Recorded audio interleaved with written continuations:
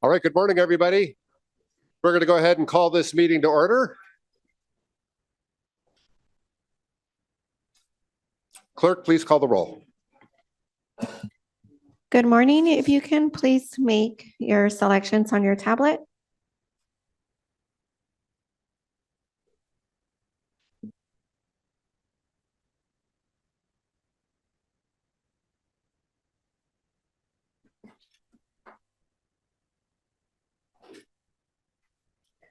Chair, we have a quorum with 12 members present and 3 members absent.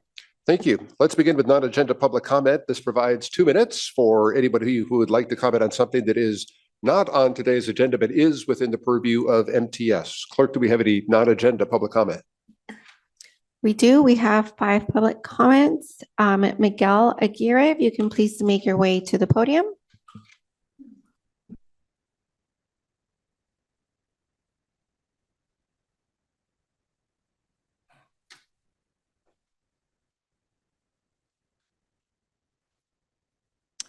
Good morning, everybody. My name is Miguel Aguirre. I'm the managing partner of the 2-story McDonald's trolley station in San Isidro, which is sandwiched between the upper and lower terminals. I'm also a 40-year commercial real estate broker specializing in retail properties and brokered the first factory outlets in San Isidro and the first centers in Otay. The district attorney, MTS, and the city of San Diego have escalated illegal transportation in San Isidro, known as wildcatting, as a significant public safety threat. We are petitioning MTS and San Diego for a joint RFP to finally resolve this chaos at our national gateway. We're talking about people who exit U.S. Customs into San Diego's by far busiest station and immediately are confronted by wildcats. They're holding their umbrella in hand.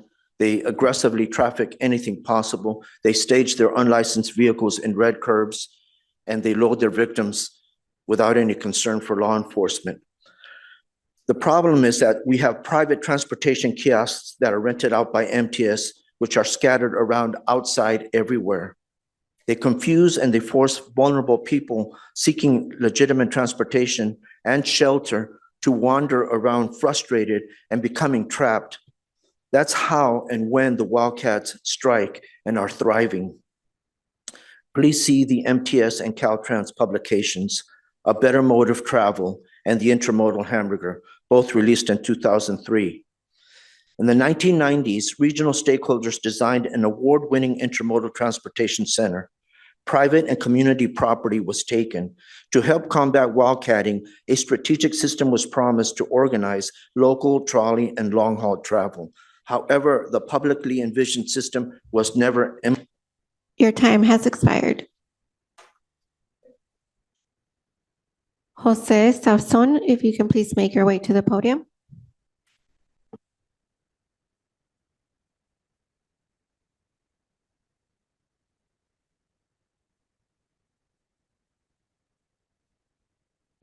My name is Jose Sagun. I am the current president of the Border Transportation Council based out of San Isidro, which was co-founded by my father, Jose Sagun Sr. in 1993.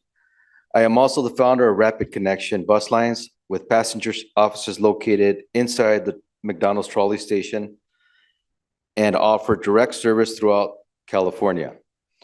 One of the Border Transportation Council's original objectives has been to address the issue of wildcatting, with the goal to obtain aggressive law enforcement to protect the traveling public and supporting a fair and compliant competition. Last year's anti-wildcat awareness campaign by the City of San Diego MTS District Attorney's Office clearly has not worked to stop wildcatting. Blatant wildcatting traffics anything that is possible and is at an all-time high. A joint city of San Diego MTS RFP addressing this major issue is in order. This location has permitted many border cross transportation crimes to countless travelers and citizens throughout San Isidro and the United States. We call on this MTS Board of Directors to take historical action directed at wildcatting and public liabilities involved by committing to finally resolving these decades-long issue, long illegal activities at our national gateway here in San Isidro. Thank you very much. Christian Fuentes, please make your way to the podium.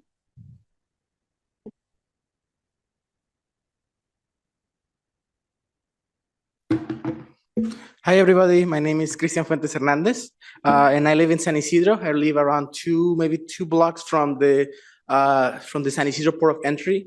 And I also serve in the planning group, and I can tell you that unfortunately it doesn't feel very safe right now. There is a lot of chaos that it's happening. Like, for example, it smells like urine and fecal matter, right? And I know MTS is in charge of that. So yeah, I'll appreciate if we can do that. I know Mr. Aguirre was also calling for a request for proposed RFP, right? In order to ensure that we have someone that can manage the property very well, right? Sorry, let me go back to my speech. Yes, I also want to commend the efforts that we have at San Isidro BID, a business improvement district that has I noticed the efforts they are trying to bring to uplift our community, right? So I really commend the efforts from the BID, from Mr. Aguirre. But also I wanna voice my support that we support the MTS station and we support the community of San Isidro to make it cleaner. So thank you so much and have a nice day. Bye. Leslie Luna, if you can please make your way to the podium.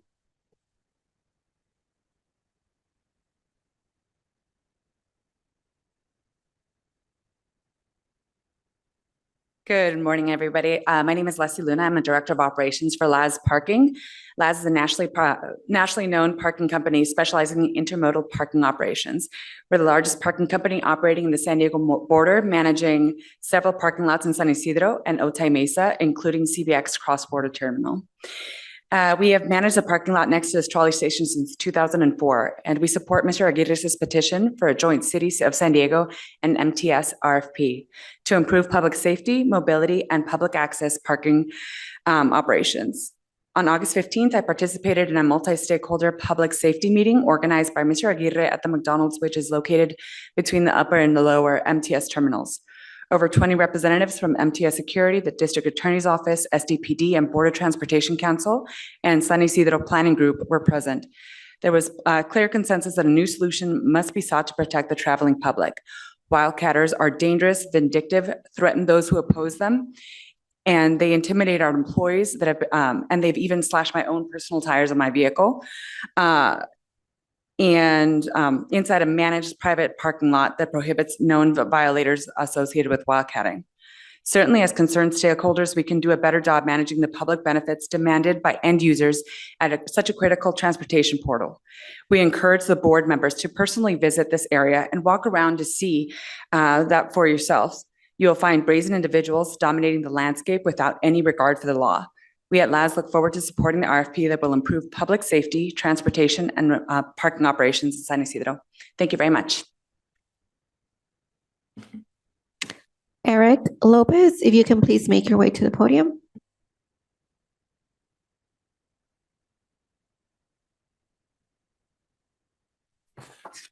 Good morning, everyone. Thank you for allowing me to speak here. So 10 years ago, I was here, and I'm here again. I was 25 then, now I'm 35, but here I am again speaking on the same issue. So my name is Eric Lopez. I'm the Vice President of the San Isidro Border Transportation Council and also owner-operator of FuturaNet Bus Lines, a long-haul bus company that travels to Los Angeles. We rent a one-person kiosk from MTS concessionaire, Bryce House, on the upper terminal, above the trolley plaza behind McDonald's. We first started inside the McDonald's in 2015. And outside, currently in the kiosk, we cannot offer our passengers any enclosed shelter, and they often choose to sit and wait inside the first level of the two-story McDonald's. This is a problem for us because we become separated and we have to wait for our passengers or they lose their bus departure, like when it's time to go to LA. And another issue that we're facing is the wildcatters, as some of the before speakers mentioned. The Wildcatters will often block our passengers if they get confused and have to walk along the rail court in front of Jack's to find our ticket booth behind the McDonald's. The Wildcatters tell our customers we no longer exist and force them to pay for their transportation, even at times when they have a ticket already from our company. The Wildcatters are becoming more hostile and aggressive. It is sad that this is permitted to happen at the world's busiest border crossing, the world's busiest. We at FuturaNet support real efforts and solutions for eliminating the wildcat plague, which has operated here forever and is getting worse as the days go by. That's it. Thank you. That concludes public comments, Chair. Thank you very much. That takes us to our consent items. The consent agenda includes items 3 through 22. Clerk, is there any public comment on the consent items? We have no public comments, Chair. All right. I believe that Director Leyva Gonzalez is going to recuse on item 11. Do I have that correct? Okay. Noting that we're going to have a recusal from Director Leyva Gonzalez on item 11. Let's go to Director Hall. I make the motion to approve. All right. Director Daney. I was just ready to make the motion or second it. All right, fantastic. I appreciate that. We've got a motion from Director Hall, a second from Director Daney, a recusal from Director Leyva Gonzalez on item 11. Any further discussion on the consent agenda? Seeing none, clerk, please call the roll.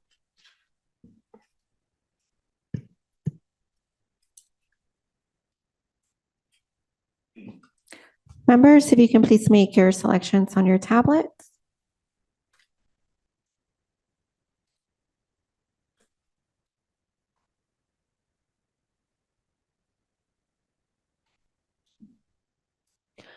The motion passes with 12 members voting yes and 3 members absent.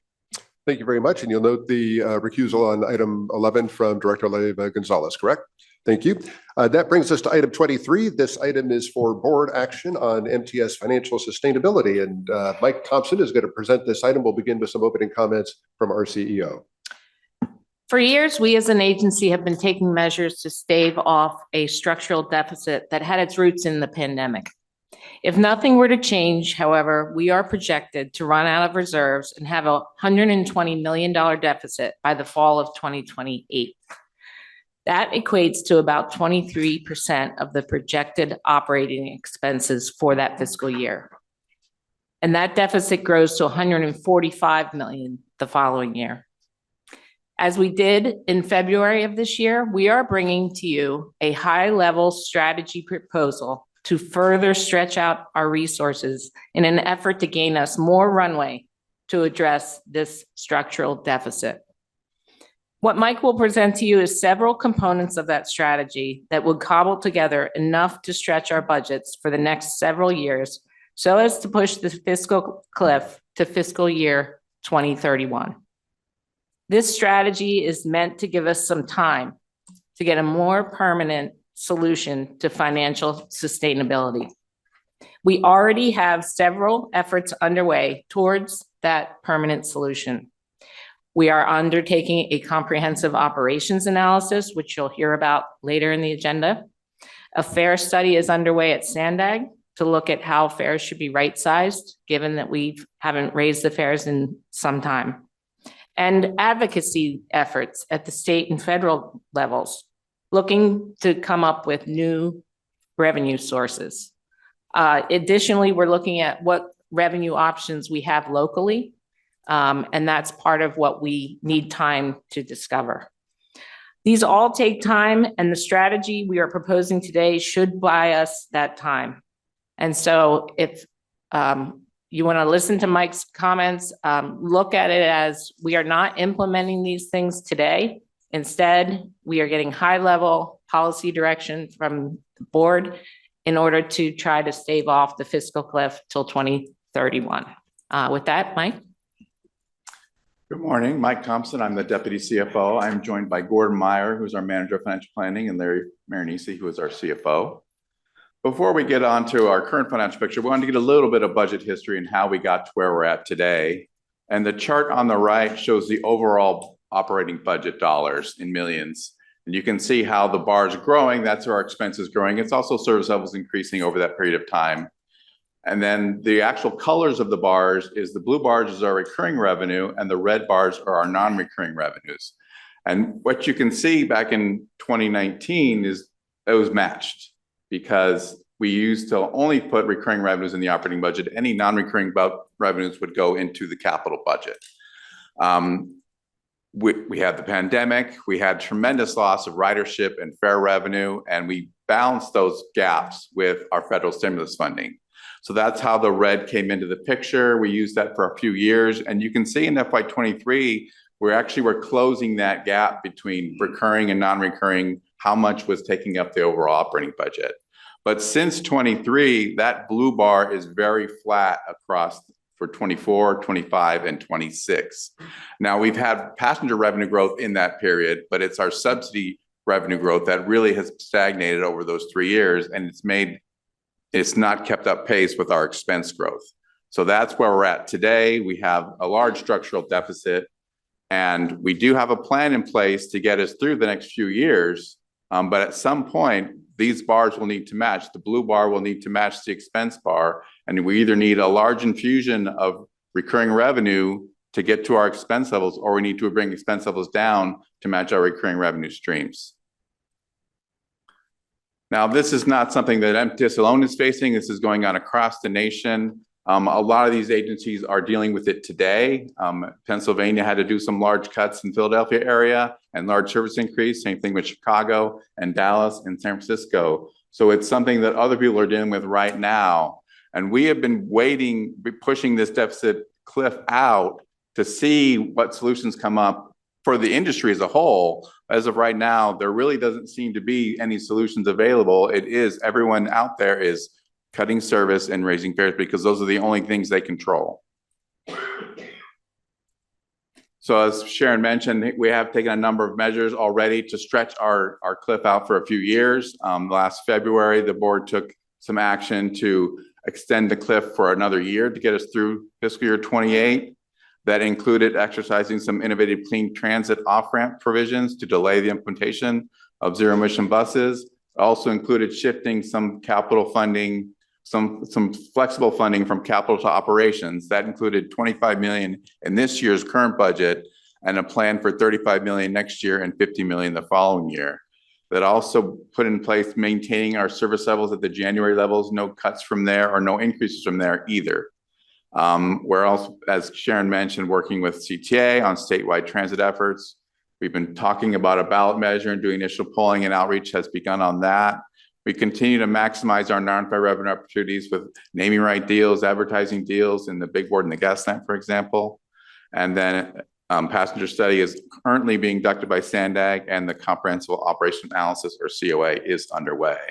And all that allowed us to get through the next 3 years. So we are balanced for now through 28, and we plan 28 to go to a ballot measure in 26 that would help us get to the point of where we could infuse some additional revenues before we figured out if we had to start right-sizing our service.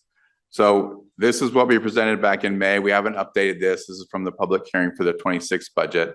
And based on those projections, we do have an issue starting in fiscal year 29 where we do not have any more non-recurring funding to balance our budget. So from what we've seen, there's really no solutions forthcoming for the industry, either at the state level or the federal level in the short term.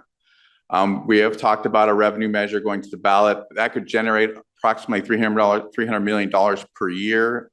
If that was successful, we initially were thinking we could do that in November of 2026 ballot, but based on what's going on that ballot already and the time it takes to get that ready, it doesn't seem like that is going to be likely. So if that is not likely and we want to do that ballot measure in 2028, where it's more realistic and better opportunity, we feel, then we need to balance for another additional 2 years. Another 2 years is over $200 million that we need to come up with to get there. So this is what we're talking about, is just general high level direction of how we could possibly generate another couple $100 million. The first recommendation is just an extension of what was approved back in February. We talked about, we have a lot of flexible funding in the capital budget in the form of state transit assistance or Transportation Development Act that can be used for either capital or operations. And we did shift 25 million in the current year, and we're going to ramp that up for the next 2 years based on that plan. And a reminder that that does have an impact on the capital program. We're not fully funded on the capital side. Taking money away from capital does have impact on our ability to keep a steady repair and also our ability to do our zero emission bus transition. So with that said, with the current plan is 35 million next year, 50 million the following year. If we could increase that to 50 million in 27 and 50 million for 28, 29, and 30, that would help us towards our goal of extending this a couple of years. Now, we're not making project decisions today. With this, we would still have over $90 million per year for capital improvements. So we're not totally decimating the capital program, but we are making it harder to keep our system in state repair. What we've always done is, as things reach the end of their useful life, we replace them before they can become issues. What we'll have to do is not only will they have to be at their useful life, but we'll look at the condition of those assets and make more informed decisions on how we could stretch things out for a couple more years and make decisions on that basis. So again, not making this today, we'll bring that as part of the capital improvement program each year for those decisions for the board. And then we'll also continue to go after all of our competitive state, federal, our competitive state and federal grant opportunities to try to increase the money for the capital budget. The next strategy is a fare increase. As Sharon mentioned, the last major fare increase was in 2009. The adult monthly pass has been $72 since that time. I mean, just on CPI alone, if that $70 had inflated every year, it would be a $110 pass today. It's still $72. This board does not have control to raise fares. That's actually done at the SANDAG level as a regional fare ordinance. And they're currently doing a fare study now and gathering data.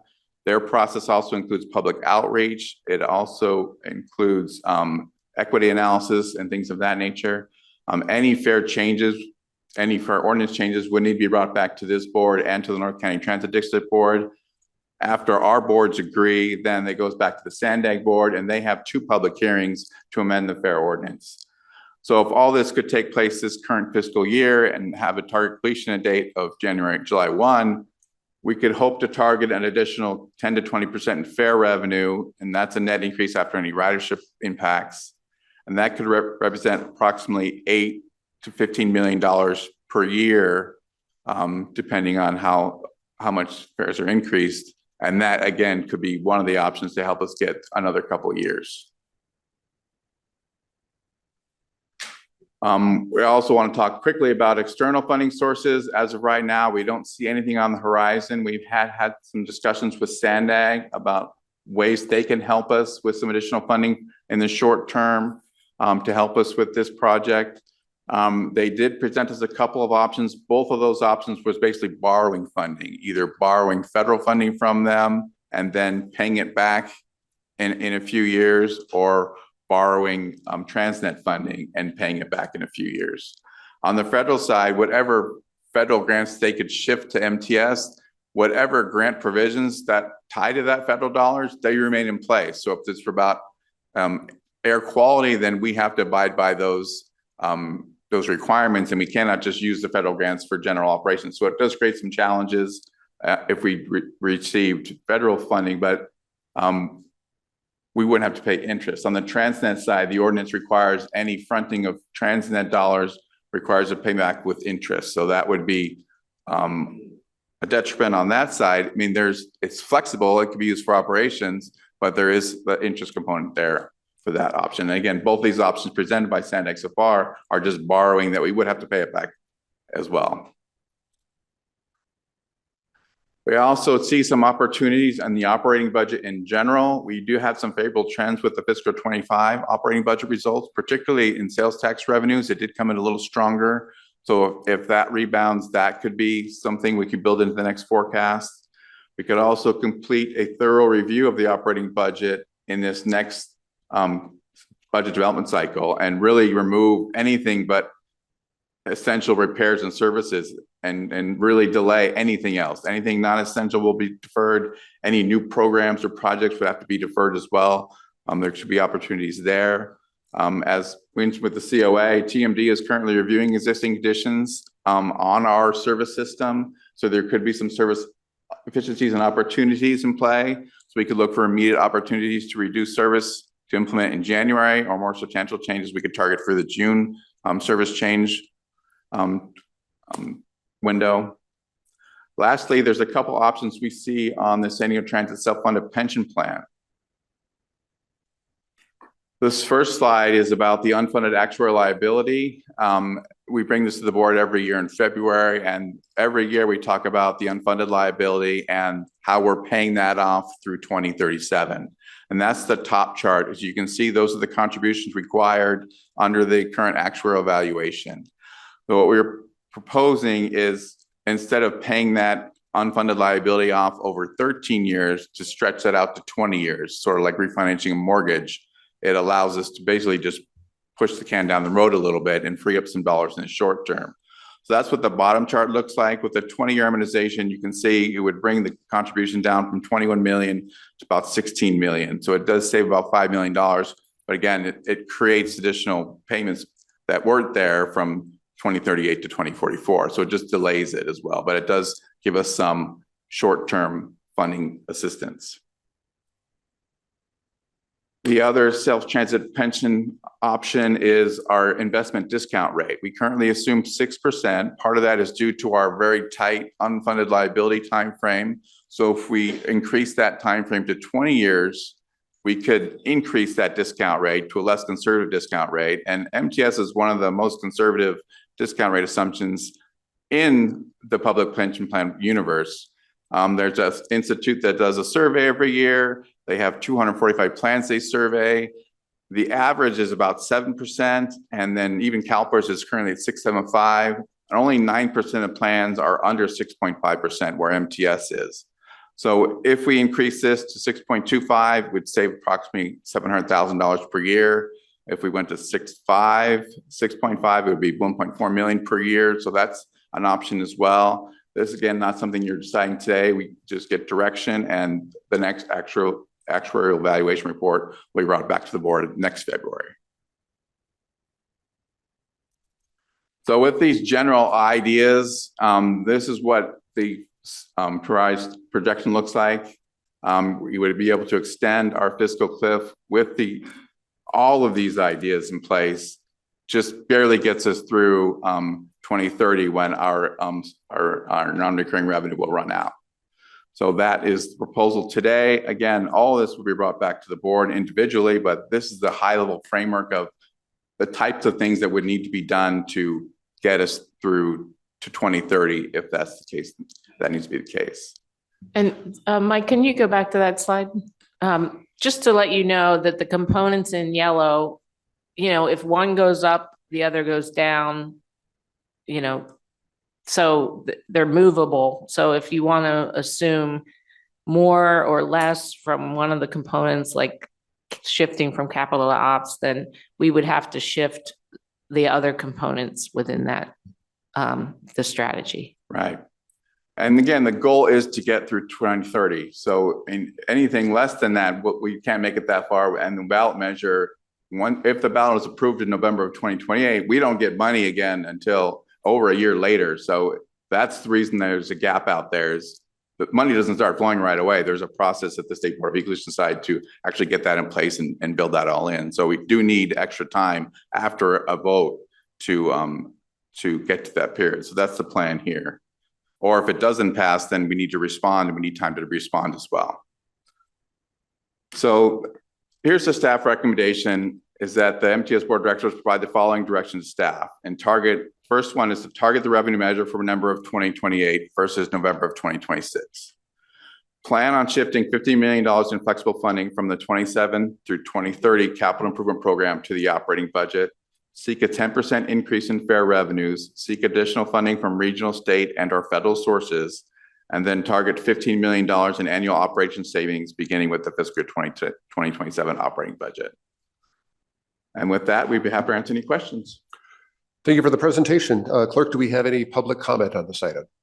Yes, we do. Maria Cortez, if you can please make your way to the podium.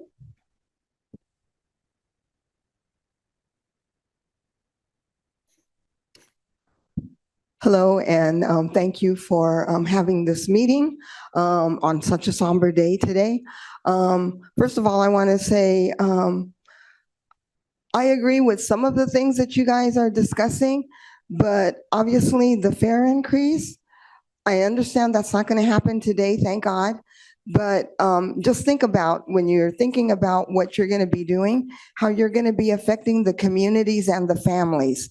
I live in City Heights, where we are pretty much underprivileged, where we are working hard to work with transportation here with MTS.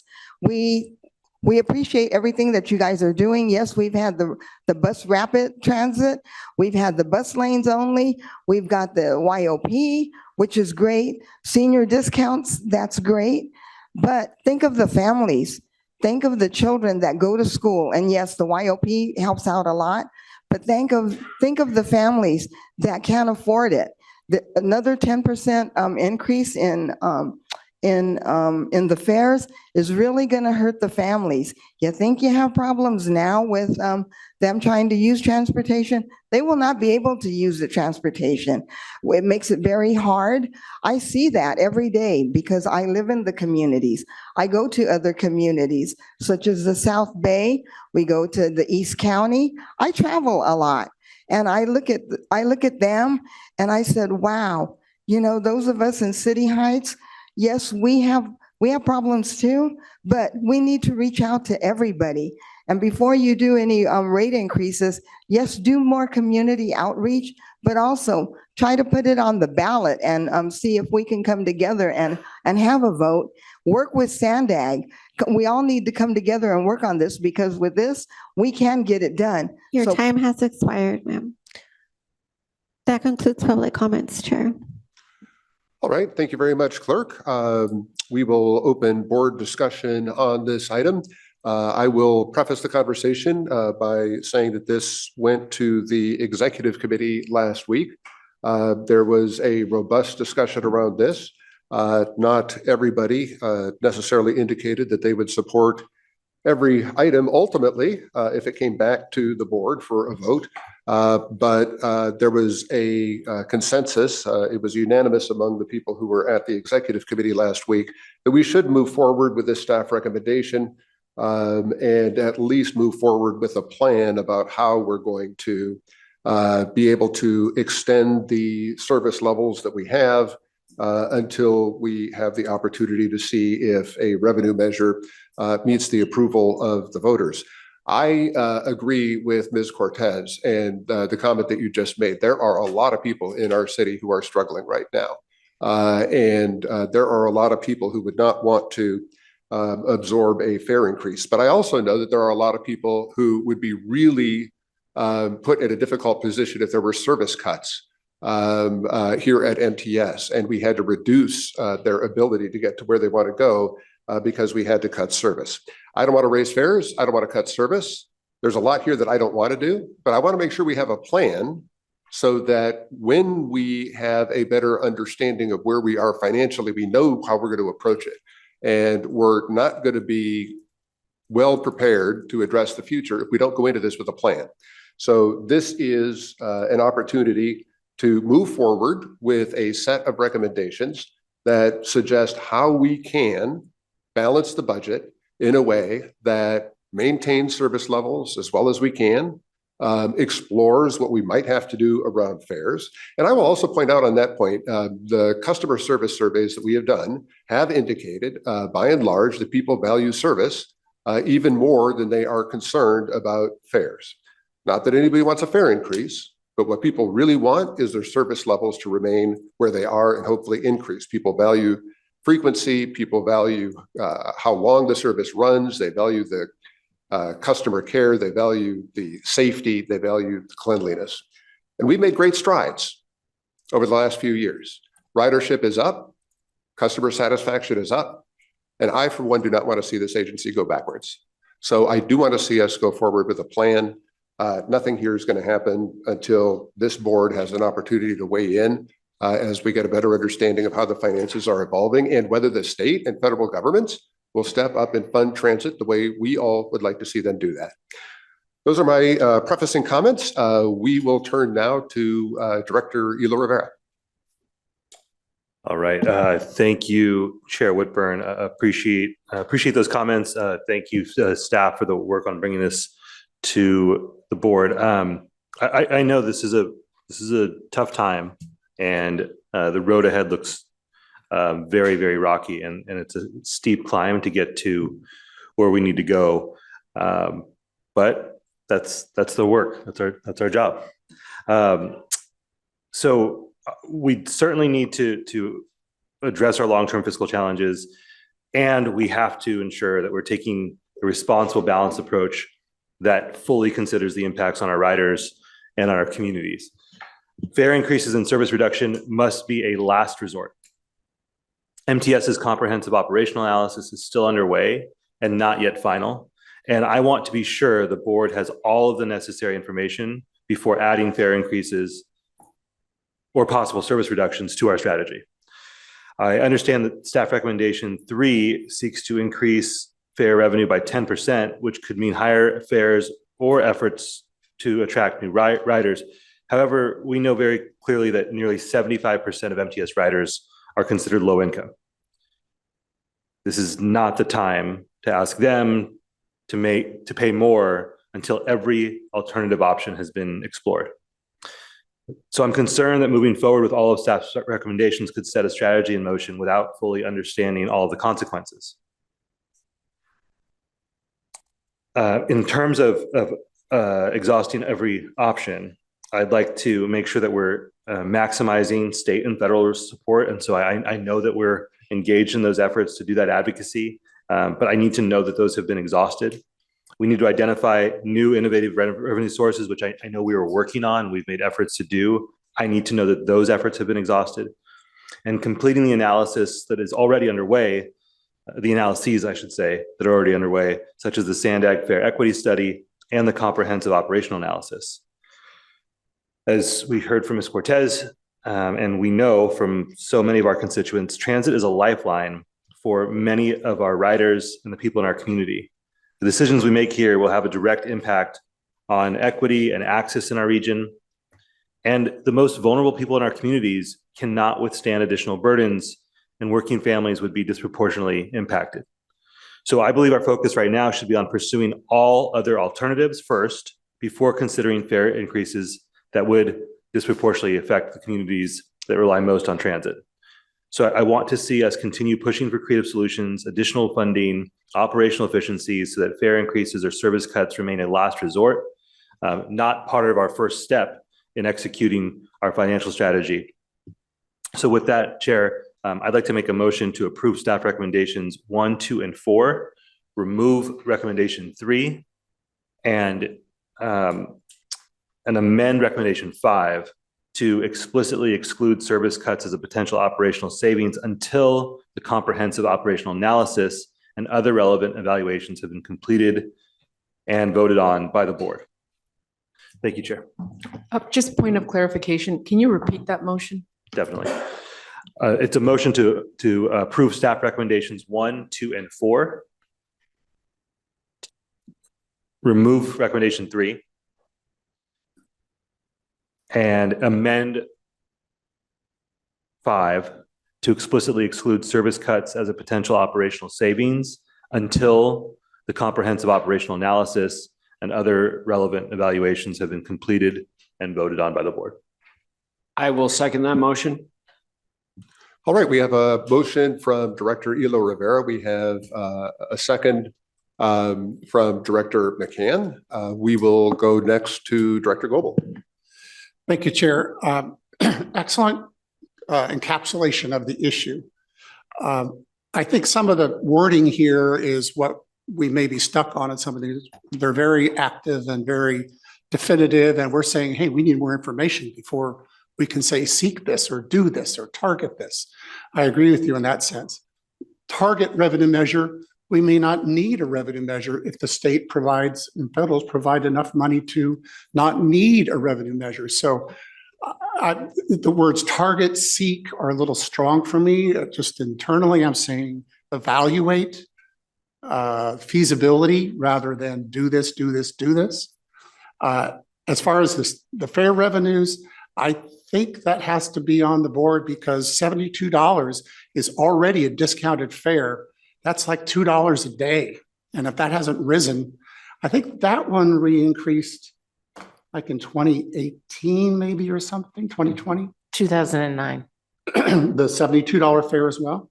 Yeah. So to not have, and the cost of inflation has gone up roughly 50% in those 16 years, about 3.5% a year or so. And I think I can't just say we need to also keep down discounted rates as well. I don't know. A fare revenue can be done many different ways. It doesn't have to be across the board every single way. I think there's different ways to carve out that increase. Discounted fares, do they need to be discounted for 20 years going now? I have a concern about that. So I will not be supporting the motion unless we're willing to talk about evaluate different kinds of fare increases rather than commit to. Would the maker of the motion be amenable to say, evaluate varieties of fare increases? Chair, is it all right to respond? Yes. I don't think that the motion as presented removes that as a, I don't think the evaluation piece is off the table. I think that before we take action to seek those revenues, we should be presented with information about what that would look like. And there certainly could be some semantics, some issues at play here, but I think that part matters. I hear you on how long it's been since rates have increased. And so perhaps a more appropriate way to have done that would have been to slowly, keep up with inflation over time. However, I do very much worry that if we are not explicit here today, that is a last option, and we need to know exactly what that looks like. It is the easiest thing to do, and we will look to our riders in the easiest way possible to pay additional money that quite frankly they don't have right now. And so I understand where you're trying to go. I think we're actually very interested in this in a similar outcome, but I want to be explicit today that we have to know that every other option has been explored. We need to understand what the plan for different types of fare structures could be before we say that we're okay with seeking those increases. I appreciate the insight into saying we're probably going to end up at the same place. We have different ways of getting there, perhaps. I think if we're going to talk about looking at a revenue measure for November 2028, the public is going to expect what is the participation of those who ride the system to say, okay, if you want a 0.5 cent more in sales tax, for instance, what are you putting into the game? I think that the public is going to need that message to say that is on the table for us, whatever form it is, whatever amount it is, but at least you're participating. I think the public would expect that from us if they're going to be asked for a revenue measure. So I respectfully disagree with taking fare increases off the table. I think what we agree is they're really not, just not in this particular recommendation. The staff could come back later and say, we have to have something. It's a zero-sum game, as slide 13, I think, said in yellow. I'm pausing till you get slide. Yeah, it's a zero-sum game there. As the CEO mentioned, you can mix and match. I think we'll get there, but I can't support the motion that takes fare increases off the table. And I just want to clarify, by removing the fare increases, are you saying that we should not work with Sandag on the fare ordinance scenarios? I do not want us to begin that until we've done the other work. I want to know how much we can, how much Sandag's willing to contribute to help offset those costs. I'd like to know that all of the other options have been explored, and at that point, I think we will have a much better sense of what we need to aim for. And again, I would not be comfortable supporting a motion that put the fare increases on the table before I've known that those other options have been exhausted. And I personally am not satisfied with, I could not look a rider in the eyes today and say, who asked me a question about this, and say that we've exhausted every other option and this is what we must do. And I think that's, at the end of the day, that's how I'm thinking about this, is when a constituent of mine who rides transit, depends on transit, comes up to me and says, I can't afford this. Why are you talking about increasing rates? It's one thing if I can say, I understand, we've explored every other option. It is a different thing if I can't say that to them. And I don't think I could say that to them with any integrity right now. So from that, the maker of the motion and the second, I will then direct my staff to tell Sandag to delay the fare study, because right now it's scheduled for approval by next summer. Okay, yeah, if we have to come back to that because the other options have been exhausted, then understood. I'm just, and anyone else on the board is welcome to put an alternative motion forward or amend the motion that's on the floor. This is my position. I'm not comfortable saying go on that until these other options have been exhausted. Okay. All right. Vice Chair Goebel, you're good? Okay. Let's go to Director Daney. I'd like to make a substitute motion. Could you put thank you. I would like to do as suggested, soften some of these words so it doesn't seem that we're directing right now. This is what we're doing.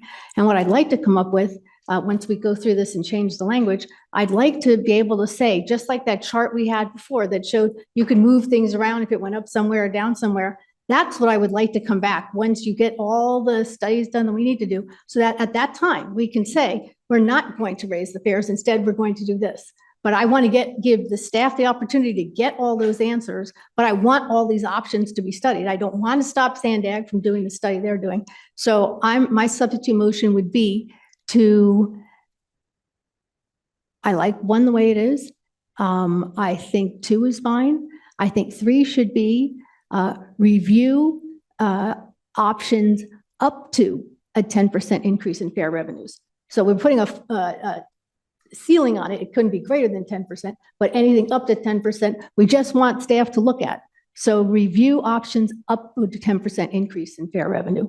Then the 5th one, if I'm understanding the motion that was made that I'm substituting, I think that you were okay with 4. Is that correct? Is 4 okay? All right.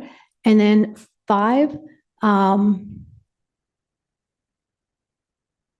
5 was the problem because we thought they were going to be canceling routes. So can we say, instead of target, can we say review options again up to a 15 million in annual? Or I'm even willing to put a different number in there, but I want staff to come up with all these options. So can we say review up to a $15 million in annual operation savings? We could say whatever you would like, Director Daney. I'm trying to give I'm looking for Sharon to tell me. I'm trying to give the flexible language so we can get all the studies we need to do to bring something back where we can actually sit there and move stuff from column to column if we need to. Yes. So review up to a $15 million operational savings starting in fiscal year 2027. Yes. I think we can, yeah, that's fine. It seems similar to what board member Elo Rivera had proposed for that particular one. If his language gives you the same flexibility, then I'll just use the language he proposed.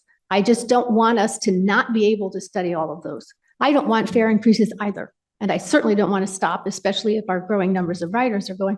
But I want to make sure everything on that list is still available for staff to come back to us with what it would really save us or what it would really cost us. Yeah, the one wrinkle is we were proposing that we would use the initial findings from the comprehensive operations analysis to look for efficiencies that we could build in today to the service. Under board policy, that those tweaks, those small changes are something that staff does 3 times a year. But from board member Elo Rivera, I'm believing that his motion was that we would not be allowed to do that. Oh, no, I do want you to be allowed to do that. So in order to do that, you've got the word target up there. Since you're already doing that, are you suggesting the reason that that is the language in there? You want to be directed by us to look for more than you do regularly? So we're giving you a number, you have to find that 15 million? Well, again, this is just a plan to try to give us a longer lead time before we hit the fiscal cliff so that we can explore all these other things. So for instance, any new revenues from the state or federal government, any discussions with Sandag about regional monies, and certainly a revenue measure in 2028. So it's just one component. Certainly service cuts are not something that we like to see. We do not want to see them, but sometimes the efficiencies that you can build in early means that you'll have to cut less later, 5 years down the road. So this would be based on the findings of the comprehensive operations analysis that's underway right now. We're learning things about the routes that have, people's patterns of travel have changed. For instance, you don't see as many people using the commuter express buses on the 15 because there's a lot of people who are still work from home and aren't coming into downtown. So those are the kinds of efficiencies that we would normally want to see come out of the comprehensive operations analysis. All right, then my motion will leave number 5 as it is. Okay. Thank you very much, Director Downey. As it stands then, we have a motion on the floor from Director Elo Rivera and Director McCann. We have a proposed substitute motion from Director Downey pending a second if there is one. And with that, we will go to Director Mendoza. Well, I just wanted to comment that I have an issue with the fare increase also, which I think all of us do. And it really, well, I wanted to point out as I was reading through the entire staff report for this meeting, if we go to item 25, page 5, it is an analysis of who rides MTS. And as board member Elo Rivera pointed out, 72% of the bus riders have incomes below 50,000. 63% of the trolley riders, 83% of the bus riders and 72% of the trolley riders are dependent on MTS, and about almost 40% for both don't have a household, don't have a vehicle. So after I read that, I read this staff report and then I read that staff report, and it just didn't make sense to me. So I think I'm going to second board member Downey's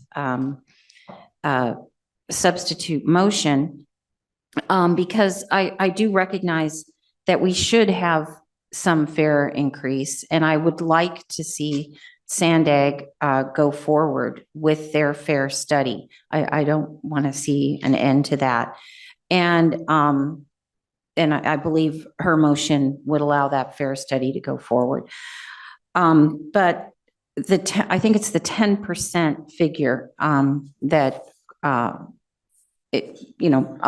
seeking a 10% figure, whereas board member Downey, I was going to suggest just seek a possible fare increase, but what she says works for me as well. So I will second her motion.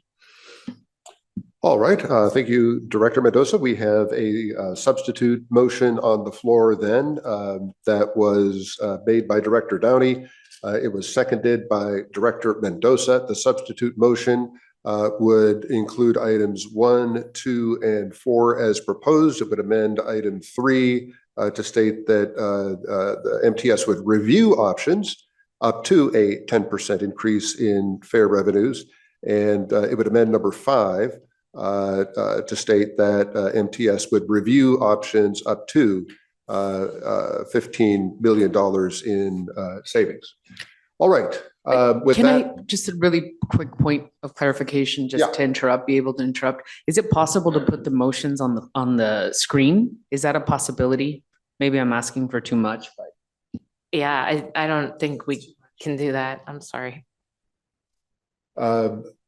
does anybody need any clarification on the motions as they stand right now? Because I want to make sure that the motions are clear. We'll certainly do that before we go to a vote on any of these. Let's go to Director Foster. Yes, thank you. I guess honestly, I'm a little taken back with the substitute motion. I too would have appreciated that the motion be available so we can see it on the screen. But I think overall the conversation and just simply put, I think my colleague, Councilmember Elo Rivera, simply wants to make sure we're making the best informed decision we can make. And right now, I think there are some very important pieces that we do not have in front of us. And so I think we are putting the cart before the horses, I think some folks would indicate. And I think that's very, very unfortunate. As we look at what was just said, the ridership is 70% low income. So as I listen to this conversation and look at my colleagues, I just have to think that it would be in everyone's best interest to pause and make sure we get the information we have and that we are coming from an informed place. The other thing I think that is very troubling is that if you look at the policies that we have been faced with in regards to land use, there have been very concerted efforts to eliminate parking requirements for housing. There have been very intentional requirements to remove parking for commercial areas and businesses. We are taking steps to increase housing density along transit lines. And I don't know what the impacts of my colleagues are in regards to the areas that they represent and those individuals. But in my community, in the district that I represent, it is I must say, when we talk about a transit priority area, my district is heavily impacted, heavily impacted. I have 3 trolley stops that run along my main corridors. So this is something that is very critical to my community. And every move that we are making to come around on the back end to make a decision to raise fares at this present time without exhausting every other avenue or having every piece of information that this body can have to make an informed decision, I think it is quite frankly an injustice. And I can't support it at this moment in time. And I would ask that my colleagues pause and let's make sure we have the information available to us. I will leave that there. I will not be supporting the substitute motion at this moment and look forward to hearing more conversation from my colleagues as we conclude this item today. Thank you. Thank you, Director Foster. Let's go to Director Moreno. Thank you. And thank you for this presentation. I do want to start by acknowledging staff. I know that this is an incredibly tough financial situation we're in, and I appreciate the hard work and the analysis that has gone into presenting these options. Obviously, it's a strategy policy. You guys are asking for our feedback. Here's mine. While I do understand the urgency of addressing MTS's financial challenges, I have deep concerns about how this proposal will impact working families, seniors, and students who rely on transit every single day. A proposed 10% fare increase is not just a number, it's a real burden on families in my district who already are struggling with the high cost of living. I want to be clear, I do not see myself supporting a rate increase as a first option. Like my colleagues, I too think that that should be absolutely the last resource, because for many, transit is the only option to get to work, to school, medical appointments, and we cannot balance the budget on the backs of those least able to pay. Staff is recommending a delay on all service enhancements after 2025 and possibly implementing service reductions. District 8 already faces long waits, crowded buses, and limited late night service.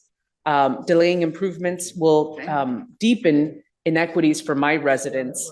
Cutting or delaying service, I think, sends the wrong message. At this very moment, we need to continue to grow ridership and rebuild public trust. The plan also has as an option taking $225 million from capital projects to operations from fiscal year 2030, I'm sorry. I have not been provided with the list of the projects that are going to be cut, and I think it behooves staff to show the board what list would be on the chopping block. $225 million may balance a short-term budget, but it may be at the expense of much needed infrastructure in communities like mine. Does it include bus shelters, safety upgrades, and long promised improvements? I don't know, because it's just right now it's a number. We haven't seen the list of that.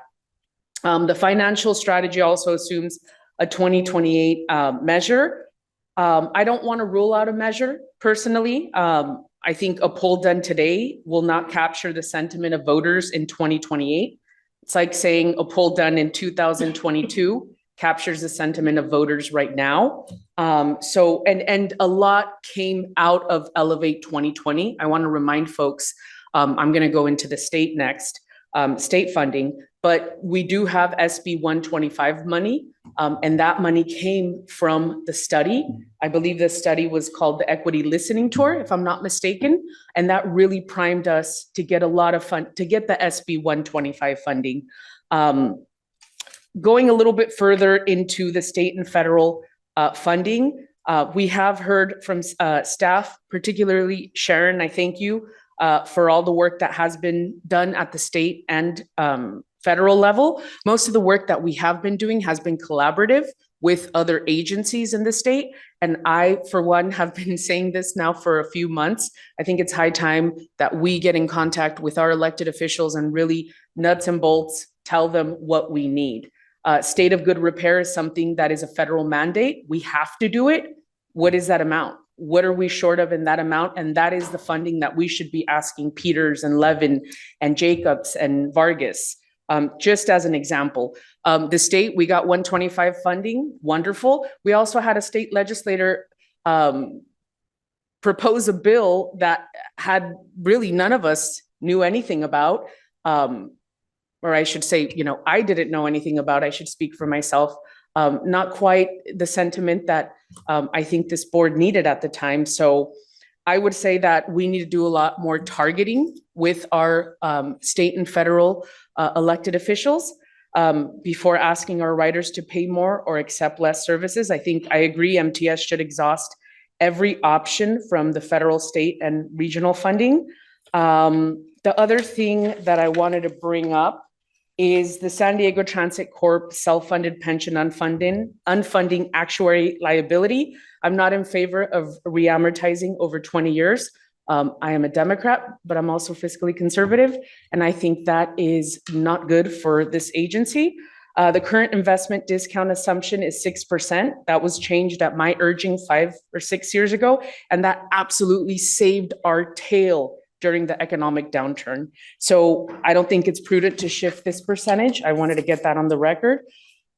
I do recognize the seriousness of MTS's financial situation, but we cannot allow short-term fixes, fare hikes, service delays, and capital raids to come at the expense of long-term equity and sustainability.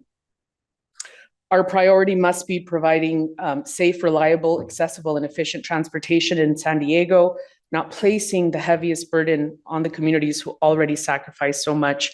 One of the things that I do want to get on the record, and I apologize for being so blunt about this, but I think this should have been flushed out at a budget committee meeting.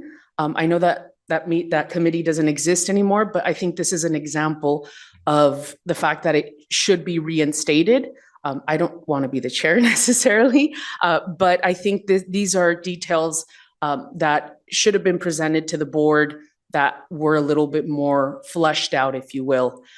Given the motion on the floor right now, and given that this is, let me go back so don't say the wrong word, a strategy proposal, I will not be, with all due respect to the maker of the motion and the seconder, I will not be supporting the motion on the floor. Should that motion fail and another one come forward, I will be making amendments from what I just talked about. So at this moment, I will be a no vote. Thank you. Thank you very much, Director Moreno. Can I make it? Yes, let's go to our CEO. I am 100% with all of the comments the board has made.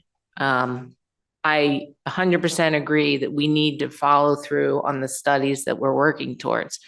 I also understand that we do not want to raise fares and we do not want to cut service. I am 100% on board with that. Everyone in this room is on board with that. What we're trying to do is sort of present you with a strategy.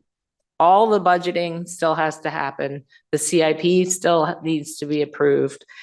We have to present to you on the actuarial report for the pension.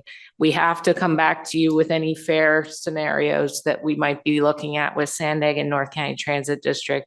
All of these are policy decisions that will be made at a subsequent meeting, not here today. What it does is it does allow MTS staff to continue to pursue these efforts. And certainly if we can be successful at the state level and get more funding, we would not pull the trigger. We would not ask you to pull the trigger on fare increases or service cuts. So these are all just part of a strategy which we would then continue to move towards the goal of achieving a balanced budget that we can bring back to you that will stretch us out with the fiscal cliff and buy us more time. That's what we presented to you today. And it's certainly something that is going to be fluid. I know it's painful not to have certainty, but it is definitely a fluid process that will continue on in the future, regardless of which of these motions is moved forward. Director Moreno. Thank you. And I apologize. I have a question. So Sandag is moving forward with the, oh my gosh, they're moving forward with an increase, a fare increase. Is that correct?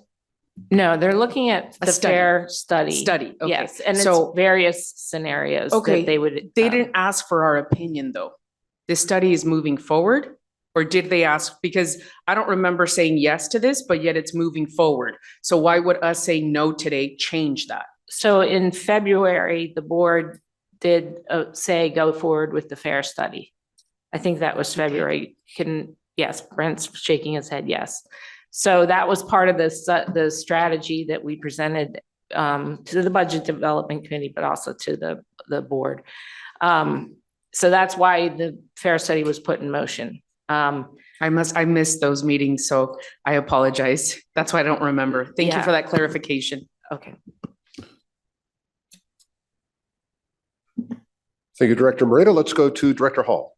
Just a clarification too, and so Sandag does their fare study. They say you should raise rates 50 cents. Can we say yes or no, or do they just say we're going to do it? Have a nice day. Well, they are the keepers of the Regional Comprehensive Fare Ordinance, and so that would be the final decision. And so then we would have to come back here in order to enforce that and change our ordinances. Correct. So we would have to, go ahead. Yeah, it's certainly a legal concern in the back of my head that normally I've been like, the way that they set up SANDAG and MTS and NCTD and who gets the final word and what the process is a little vague. And so I think technically, legally, SANDAG they're in charge of regional fairs and they ordinance, but MTS has always had separate ordinances. So historically, SANDAG makes a change to their ordinance and we come and revise ours to match. But I don't know, I feel like SANDAG's ordinance would supersede. So I don't think that MTS would have the option to be like, well, we're not going to take Similar to the that step. state. Okay, so we would have to follow that increase. And we certainly have options to provide feedback to SANDAG throughout the whole process. And so it's not that SANDAG does that in a void. And I guess one thing, and maybe clarify me wrong, I just want people to understand the fair study is not a foregone conclusion of we're going to raise fares. They're studying like what the fare structure is, what the impacts would be, what the community's response would be if we raised fares certain amounts. And so all of that community outreach, all of that kind of cost benefit analysis is part of that fare study. So it's not solely, this is the math calculations of if we raise the fare this amount and this is what we get. Like it would bring back the board, I think, the type of analysis that you're asking for today. And we would have a chance to comment on that and get that presentation before SANDAG took action. So we vote to not seek a fair study, and SANDAG could come back and say, yeah, we're gonna do it anyway. Correct. And NCTD is part of that as well. Just because MTS doesn't want it, if NCTD is seeking it as well,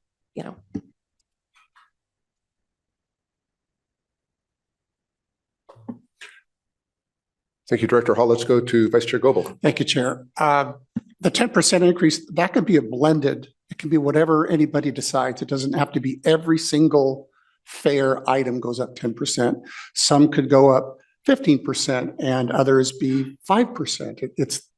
Am I thinking right there? Correct. So they're looking at various scenarios. So is the one-way fare going to go up for cash, for instance? It's currently $2.50. Do you want to raise it 10 cents kind of thing? So they'll look at everything. Does the SANDAG study also say to gauge people's opinions that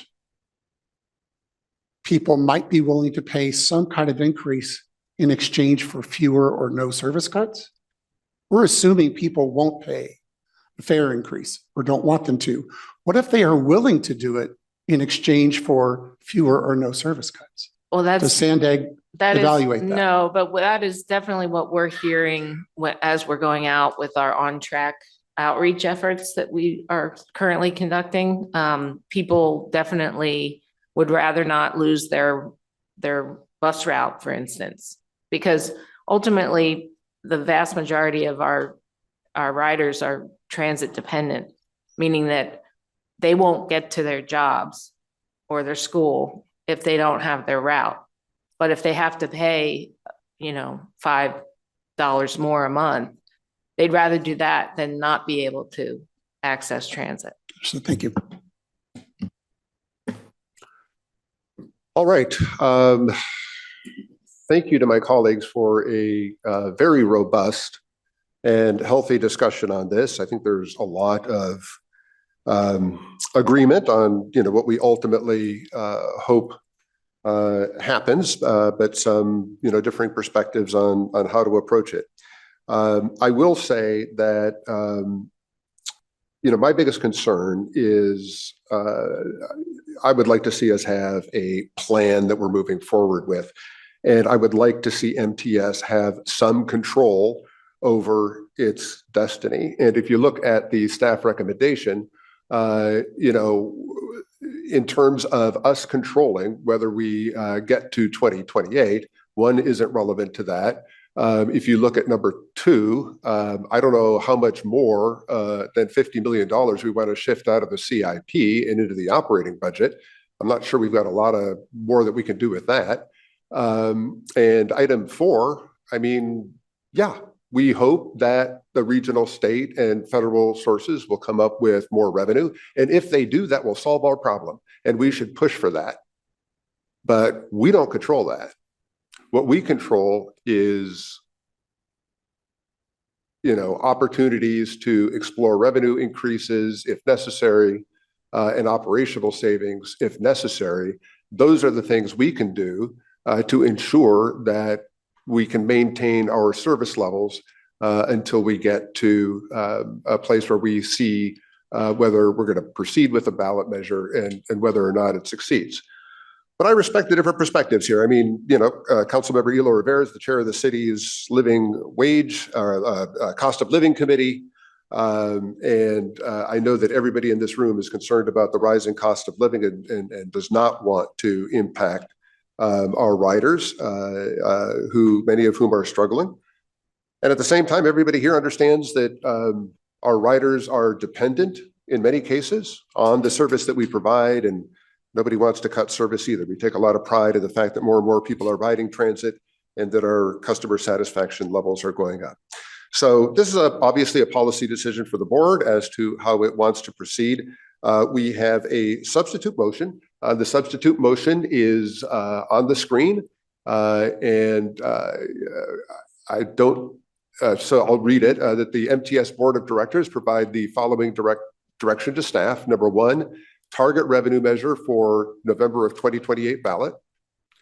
Number two, plan on shifting $50 million in flexible funding from the fiscal year 2027-2030 capital improvement program to the operating budget. Number three, review options up to a 10% increase in fare revenues. Number four, seek additional funding from regional, state, and/or federal sources.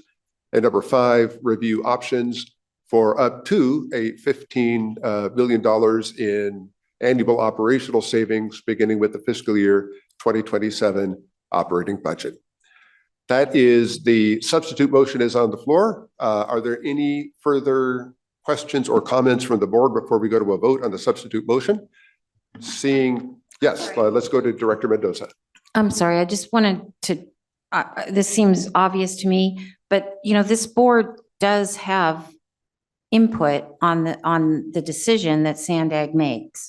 We have a representative on the Sandag board. Sharon is at the Sandag board meetings, and we all every one of us has a colleague who sits on the Sandag board. So any fair decision is going to be made by our colleagues and by our representative on this board. So when we talk about, Sandag's going to make this decision for us, I just want to point out, we do have input to Sandag. Thank you, Director Mendoza. All right, let's go to Director Daney. I just want a clarification. If we do not pass either the substitute motion or the original motion, where are we? I mean, that's what I want people to think about before they vote, because I suspect we won't have enough to pass either one of them. So what happens then? Well, let's cross that bridge when we get there. Let's take a vote on this. If this fails, if it passes, we know where we are. If it does not pass, then we'll take it from there. That's probably not a clear answer, but I think that's probably the best answer for where we are right now. Let's go to Director Leyva Gonzalez. Just commenting on the MTS rep on Sandag. That's an advisory capacity, so you don't even have voting rights. And I'm that individual, and you just sit there and watch the whole fiasco unfold, and you don't even get to, yeah, exactly. That's all I have, Chair. Thank you. Thank you, Director Leyva Gonzalez. Any further questions? Any further comments? All right, seeing none, we are going to take a vote on the substitute motion that is on the screen. Clerk, please take the roll. Members, if you can please make your selections on your tablets.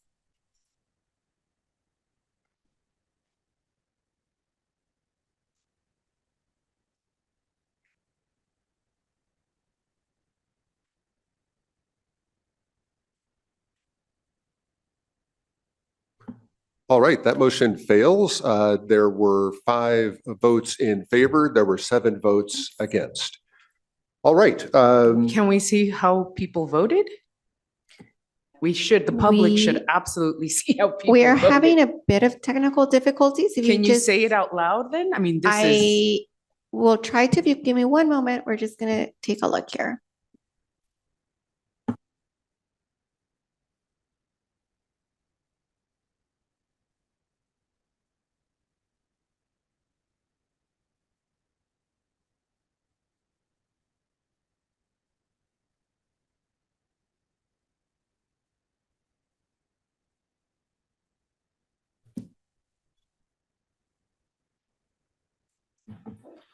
Here are the votes. The motion does not pass with 7 members voting no and 5 members voting yes. Can we put the original motion up on the screen?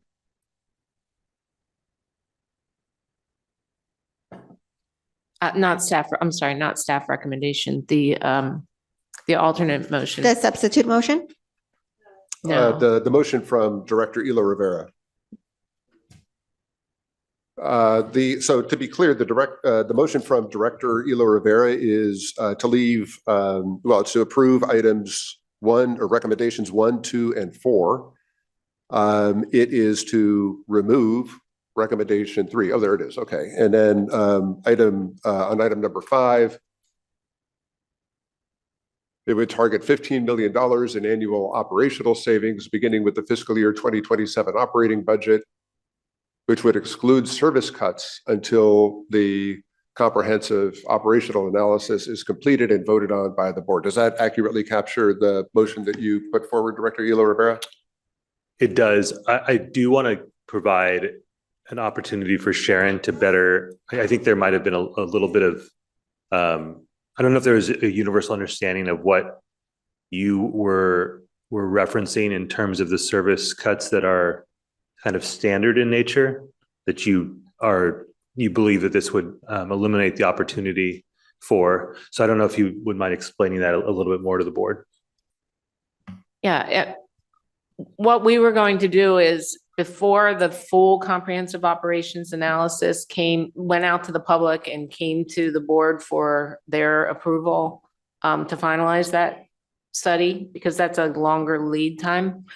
We were going to use the results of the research and data that they're collecting to tweak some of the service to reflect that so that we could stretch out further how much in the future we might need to cut.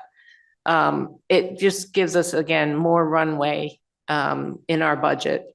If we can look at those efficiencies now, that wouldn't have major impacts because any significant changes have to come back to the board based on board policy. But what I'm looking at this, I'm trying to understand for the maker of the motion, is this to say pause on that, do not make any changes related to what we're learning under the COA research, and then instead just wait until the full package comes to the board?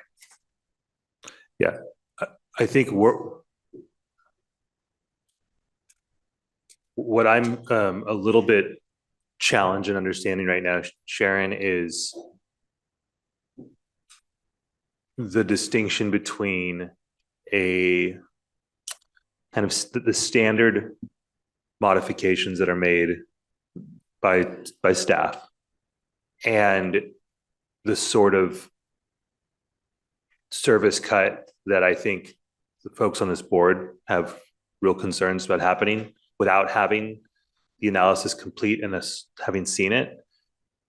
And I appreciate that response, but I'm still a little fuzzy on the distinction there. And I want to make sure that we're not opening the door for something that more than we are okay with, which is why, the language is what it is. So what has to come to the board and what is done? Yeah, I mean, maybe we administratively? could tie this to board policy 42, which is the service change. And so I'll just read you what What Sharon is talking about is that currently under board policy 42, staff is allowed to make what's called minor service changes. And then any major service change always has to come to the board. And so as defined under that policy, and I've got it pulled up, so I'm happy to read it to you, then No, Sharon would still be yeah. able to go forward with the existing authority she has to make minor service changes under policy 42. And there may be some of those that could be made that could save us a little bit more money right now, that don't rise to the level of the board normally being involved. Thank you for that, because I like we've taken those actions in the past. Yeah. And right. So I am personally not, and I don't think that the motion as presented prevents those authorities under board policy 42 to be utilized. That is not my intent. I don't know if that needs to be explicit in here, but that was not the intent of the motion, to handcuff you beyond, what your normal authorities are. This is about how we move forward. And as I read what was coming to us, it was about expanded authorities, expanded actions and strategy. So hopefully that provides some clarity. That does. Thank you. Yeah, since this is just more general direction to staff, if we don't want you going down this fork in the road and spending your time on this issue and bringing it back to us, I think I don't need to clarify in the motion if your intent was not to modify board policy 42 direction. Correct. That was not my intent. All right. Thank you. Thank you, Director Elo Rivera. Let's go to Director Moreno. Thank you. I think from what I heard from our legal counsel, this doesn't stop Sandag from pursuing their fair changes, right? I think what I heard from the maker of the motion was that it would put a pause on it. But until regardless, it won't impact Sandag's decision. Well, I mean, we would ask, convey but that the they board could say no. would like us to put a pause on it. I'm going to say something and then see if it, would it be, is the board amenable to maybe sending this back to the executive committee? This is not fleshed out at all. And it's actually quite embarrassing to be having this, level of conversation. I'm happy to make a substitute motion to send it back to the executive committee. I'll make the motion. Send it back to the executive committee. All right, we have a motion from Director Hall to refer this item back to the executive committee. Is there a second to that motion? I'll second. Okay, and we have a second from Director Dillard. All right, let's go to, let me ask a question of the CEO. What would be the ramifications, just in terms of time-wise, in sending this back to the executive committee and taking this up in October? Is there any negative repercussions of doing that? No, I don't think so. We're beginning the process for creating the CIP. That process takes us through November, so it shouldn't be an issue. Okay. Director Moreno. So speaking to the motion, I think it would behoove the board to know what items are going to be removed from the capital improvement program to the operating budget. And also on item number 5, getting that fleshed out a little bit more. I think it would be good to get that information. And I would highly recommend that my colleagues vote in favor of this motion on the floor.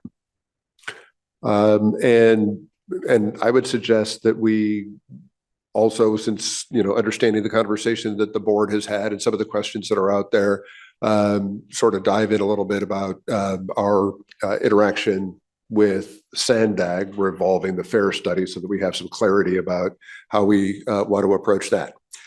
Okay, so this is a motion. It is a second motion from Director Hall, a second from Director Dillard to refer this matter back to the executive committee. Any further? Did you make the motion? You said you wanted a motion.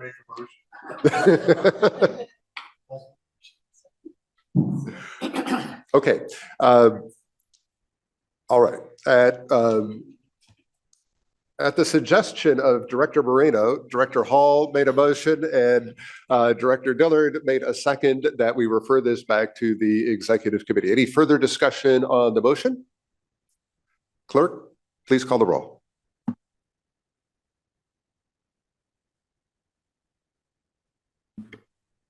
Members, please make your selections on your tablets.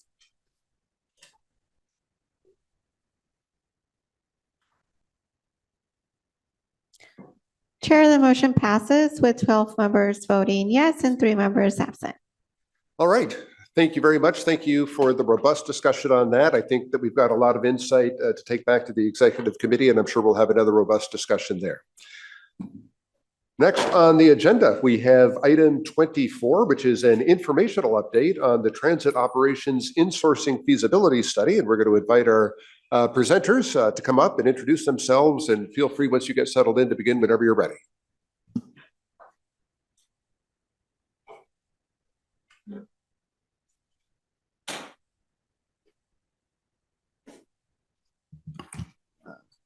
Good morning. Good morning, Chair Whitburn.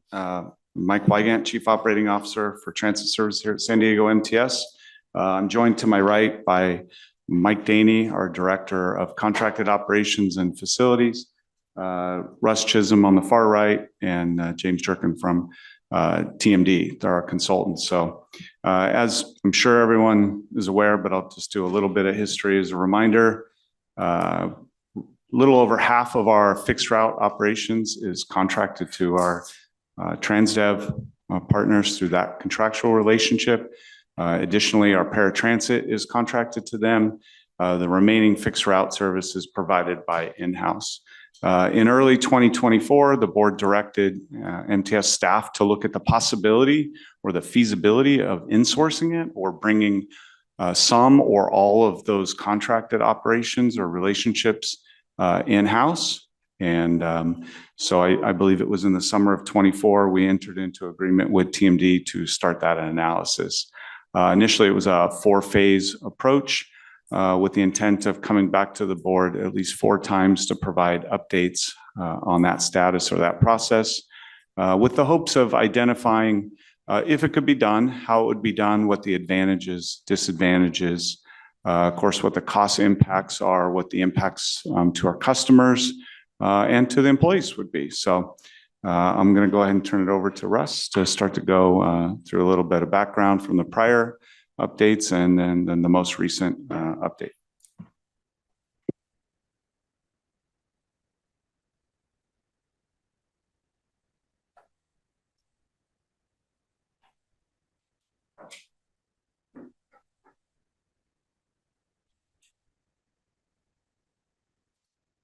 Good morning. Oops. It's a pleasure to be here. As Mike indicated, in March of this year, we reported back to you on the existing conditions analysis, the results. In June, we reported on the operational and administrative concept plan. And the next step was supposed to be the implementation strategy and schedule. Given the need, based on what we just heard, we wanted to advance the understanding of the cost implications and impacts. So we switched tasks 3 and 4, and we'll be talking about the cost implications and impacts this morning. Just to remind everyone, there are 4 scenarios being considered. The first, scenario 1, is to insource all contract operations, fixed route, minibus, and the access paratransit. Scenario 2 is to move just the fixed route parts, the fixed route big bus and the minibus over. Paratransit would stay outsourced. Scenario 3 is to keep fixed route and minibus outsourced and bring paratransit in-house. And then scenario 4, just maintain today's hybrid model where some of the service is operated in-house and some of it is continued to be outsourced. Just a note, Transdev currently operates over half, 56% of all of the scheduled MTS bus service, and it operates the MTS Access paratransit. Last time we reported on service performance, and we wanted to just do a quick recap here so you have a little bit of context of what's been going on for the past 6 years. And you can see 3 metrics here. Preventable accidents per 100,000 miles, mean distance between failures. That's bus reliability, how often the bus breaks down, and then complaints per 100,000 passengers. TransDev right now delivers the MTS service at a significantly lower total cost with similar KPIs. MTS delivered service has consistently had fewer preventable accidents per mile and complaints per boarding than TransDev. The TransDev operated fleet has seen greater bus reliability, that mean distance between failures, than the in-house bus fleet until recently. That said, all of this, both the in-house operation and TransDev are still meeting industry standards. Both are doing a good job here. MTS is doing slightly better now. To just remind everybody about the complex labor representation situation we're in. It's noted last time, the current union representation, you have 2 MTS bargaining units and 8 at TransDev. However, the current MTS CBAs will require that any insourced employees fitting those job classifications will need to join the existing ATU and IBEW bargaining units. So as they come over, they'll have to join MTS's bargaining units. That'll leave just the 2, so if I go back and forth, here's where we are now. Here's where we end up after insourcing. Next, the costing will build on the work that was done in the last task, which was to look at what the insourcing impacts will be on the workforce at MTS. And just as a reminder, we did work with each of the affected departments here at MTS in determining what these numbers would be. So converting all of the bus operations to in-house as well as paratransit would require onboarding a great number of additional staff to MTS. Scenario 1, which is moving everything in-house, would be over an additional 1,400 new personnel at MTS. Scenario 2, just the fixed route, would be roughly 1,200. And scenario 3, which would be just the paratransit, would be 260. So that's sort of the building blocks that impacts the costing that James will cover next. So James. Thank you, Russ. As he indicated, the cost projection we're presenting today was developed from the work of the prior tasks. MTS has a $473.1 million operating budget in FY26. If insourcing had been completed at the start of this fiscal year, scenario 1 or full insourcing would add nearly $68 million or around 14% to the annual operating budget, representing a 52% increase in the cost of just those services that would be insourced. Scenario 2, insourcing of just fixed route and minibus service would add a bit over $55 million to the annual operating budget, nearly 12% total, or a 51% increase to the cost of those 2 services. And then lastly, insourcing of just paratransit would have added nearly $19 million to this year's annual budget, or around 4% of the total, an 82% increase to the cost of MTS access. These cost projections represent the ongoing additional costs to operate today's bus and paratransit service in-house. The cost projections for each scenario were built from the FY26 budget and depict full-year annual operating cost impacts after the transition period. These assume the same service levels, revenues, and no impact to trolley or smaller areas such as the For-Hire Vehicle Administration, Coronado Ferry, or the SD and AE Railway. The project team worked closely with MTS Finance and each of the affected departments under the insourcing scenarios to address the impacts on each line item in MTS's operating budget, consistent with MTS's own in-house budget development process.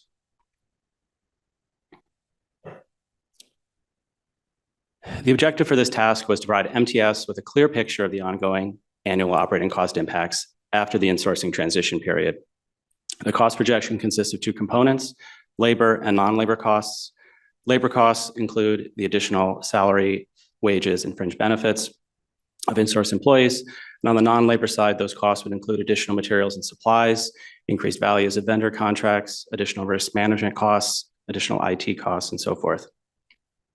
It's important to note that transition costs are not included at this stage. It will be a component of the final task of this project. These one-time costs include things like new computers, purchasing or replacing the assets that Transdev owns and uses, and temporary transition labor needs and so forth.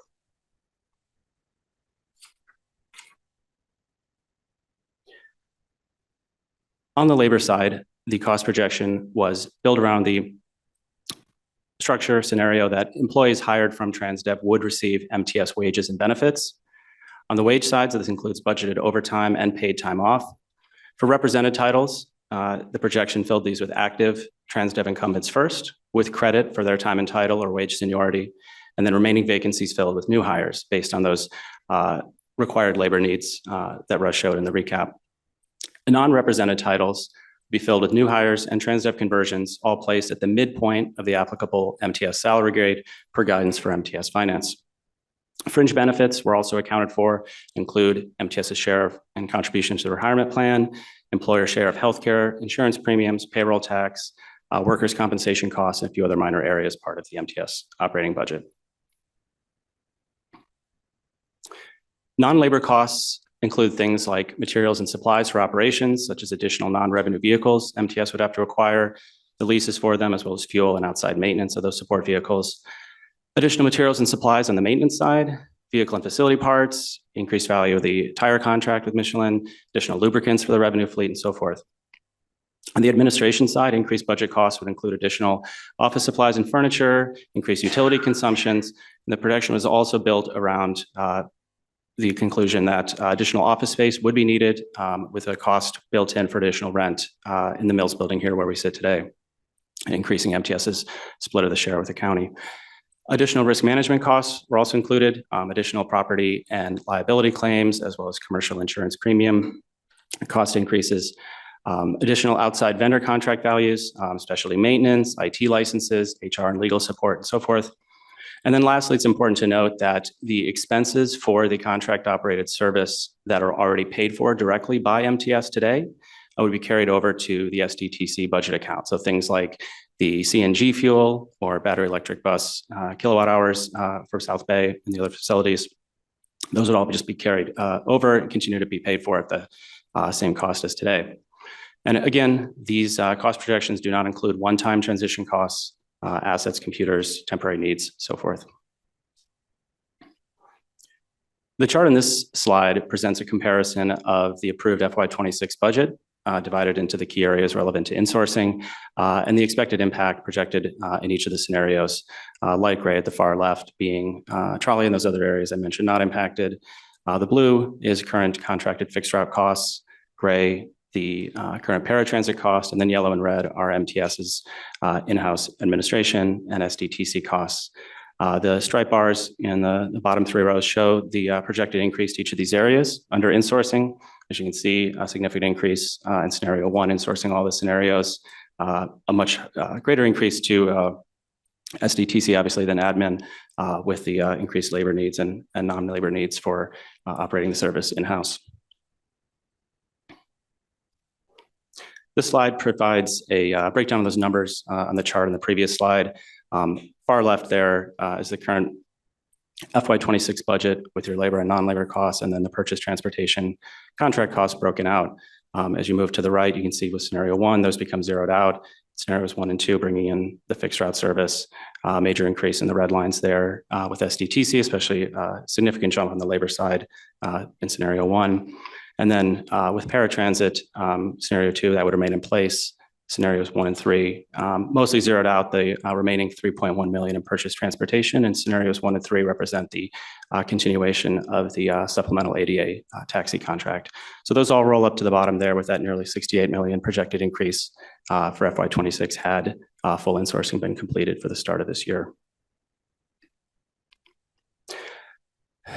The budget projection, is developed specifically around insourcing, but it's also important to put it in the context of MTS's broader financial outlook. Following the robust discussion that was just had on the previous agenda item, the insourcing scenarios would put additional strain on the MTS operating budget. As we heard that around $118 million structural deficit projected the next fiscal year.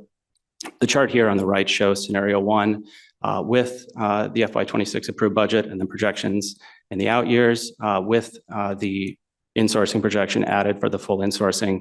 That dashed black line represents MTS Finance's current annual operating expense projections without insourcing. So you can see the delta there between the dashed black and the bars. That $68 million increase projected had insourcing occurred at the start of this fiscal year would grow to slightly over $83 million by FY30. Thus, without a new revenue stream, insourcing would require additional service reductions on top of any that already may be needed in the latter years shown here. Next steps for the project are the final board update to you all planned for January of next year, where we'll present an overview of transition costs and the implementation concepts and strategies should MTS wish to move forward with insourcing. Thank you. Thank you for the update. Clerk, do we have any public comment on this item? Yes, we do. Salvador Abrica, if you could please make your way to the podium. Good morning, Chair and board members. Salvador Abrica, Teamsters Local 542, representative of the current Transdev unit there at Copley Park. As MTS continues to review the possibility to insource or reverse privatize and accrete separate bargaining units of fixed route bus routes, minibus, and paratransit bus drivers currently employed by Transdev to units at MTS represented by ATU or IBEW. The mini fixed routes and paratransit units are presently represented, as I said, by Teamsters Local 542, and Local 542 disagrees that there is a basis to accrete these units, or this unit in particular. The bus services were contracted out by MTS to various transit companies, most recently to Transdev. There's a CBA with that between Transdev and Teamsters Local 542 that expires March 31st of 2026. It appears that MTS intends to continue to operate these bus transit services, and what MTS will be doing essentially is the same as what currently being done by Transdev, using the same transit vehicles, employees, and servicing the same customer base. It appears that there will be no interruption in the provision of these services as a result of change from Transdev to MTS. MTS will be the sole employer for those fixed route and paratransit services currently provided out of Copley Park. The Transdev bargaining unit have been standalone bargaining units that have not interchanged with other MTS bargaining units. In keeping them as they are, there would be no proliferation of bargaining units since they are already separate. Supervision has been different and accretion would not be appropriate. So bottom line is, we can look into the insourcing, but at the end of the day, it's not an easy transition to say that a current CBA by IBEW or ATU mandates that our members become their. Your time has expired. That concludes public comments, Chair. Thank you, Clerk. Let's see if there is any board discussion on this item, and there is, and we'll begin with Vice Chair Goebel. Thank you, Chair. Back on slide 12, please. We have a contract with Transdev. It has a term, some ending date in the future. Are there any early exit costs that we would have to incur? But yeah, there are terms to allow a contract to be ended prior to a current term or current option. Potentially, if you ended it not at the end of a term, you could have demobilization costs, yes. And are those included in the numbers that are presented today? I do not believe so. I think that would be good for the final product. Yes, and thank you for your question, Director Goebel. I neglected to mention that, had intended to, that the projection was built around the assumption that the Transdev contracts would end at their scheduled expiration dates, and there wouldn't be a midstream cutoff in those potential costs that Mr. Wygant mentioned. If you're assuming that these costs would be when the contract ends, but the contract doesn't end, and you're projecting, for instance, FY 27, I think the termination costs probably need to be included. If the absolute is, hey, this contract goes through FY 29 or whatever, and if we're talking about converting in FY 27, it absolutely would incur early termination costs of X. I think that should be considered in your final report. Yeah, I think the next task will go through those kinds of things. Sounds good. Thank you. Just make sure that the dates are included. Okay, let's go to Director Dillard. Yes, thank you for your presentation. I just wanted to ask the board to consider that in this report, there is no reflection of economic impact, which includes new employees, circulation of new dollars, new jobs within our own city, and new business opportunities. So I don't know if there is a way to have that as a part of research with the information that's been proposed to the board at this particular point, but I think that economic impact to our own cities, districts, and county is also essential. That's all I have to say. Thank you, Chair. Thank you very much, Director Dillard. Is there any further board comment on this item? Seeing none, we will thank you very much for your presentation and look forward to the next update. With that, we'll go to item 25, which is an informational update on the comprehensive operational analysis and OnTrack. I think that Brent Boyd is going to be leading this presentation. Feel free to get settled in and begin your presentation whenever you're ready.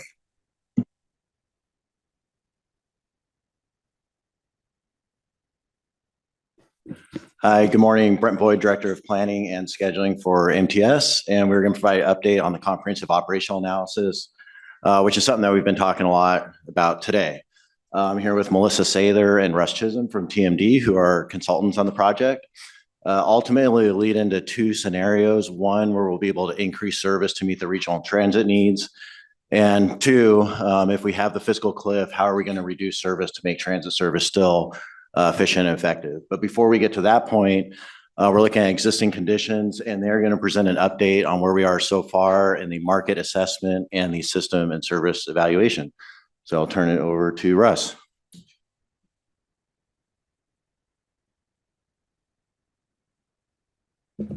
Good morning. As you can see the project schedule in front of you. We're here in September reporting on the results of the technical analysis. We'll be back next month in October to discuss the framework and guiding principles for developing the recommended changes in the transit network. And then we'll be back again in spring of next year and then later next year with the final results. Question we get asked a lot is why analyze the MTS service network or do COAs in general? There are many reasons, but the principal one is that things change. You know, the transit system can't stay static. It has to respond to the mobility needs and customer expectations as they change. The shape and density of the city and the service area change. Travel patterns change. Financial circumstances change. This is also the first COA since the COVID pandemic. So we'll be exploring a lot, you know, what's happened since the last time we looked at this. Your initial COA was in 2025. The TOP, the Transit Optimization Plan, that revisited the original COA was done in 2017. And now in 2025, this COA seeks to ensure that the MTS transit service network matches today's post-COVID mobility needs and the operating circumstances. Now, Melissa will take us through the results of the market assessment and service analysis. All right, good morning. So in looking, we're going to talk through two things today. The first is the market assessment side, and the second is the service evaluation.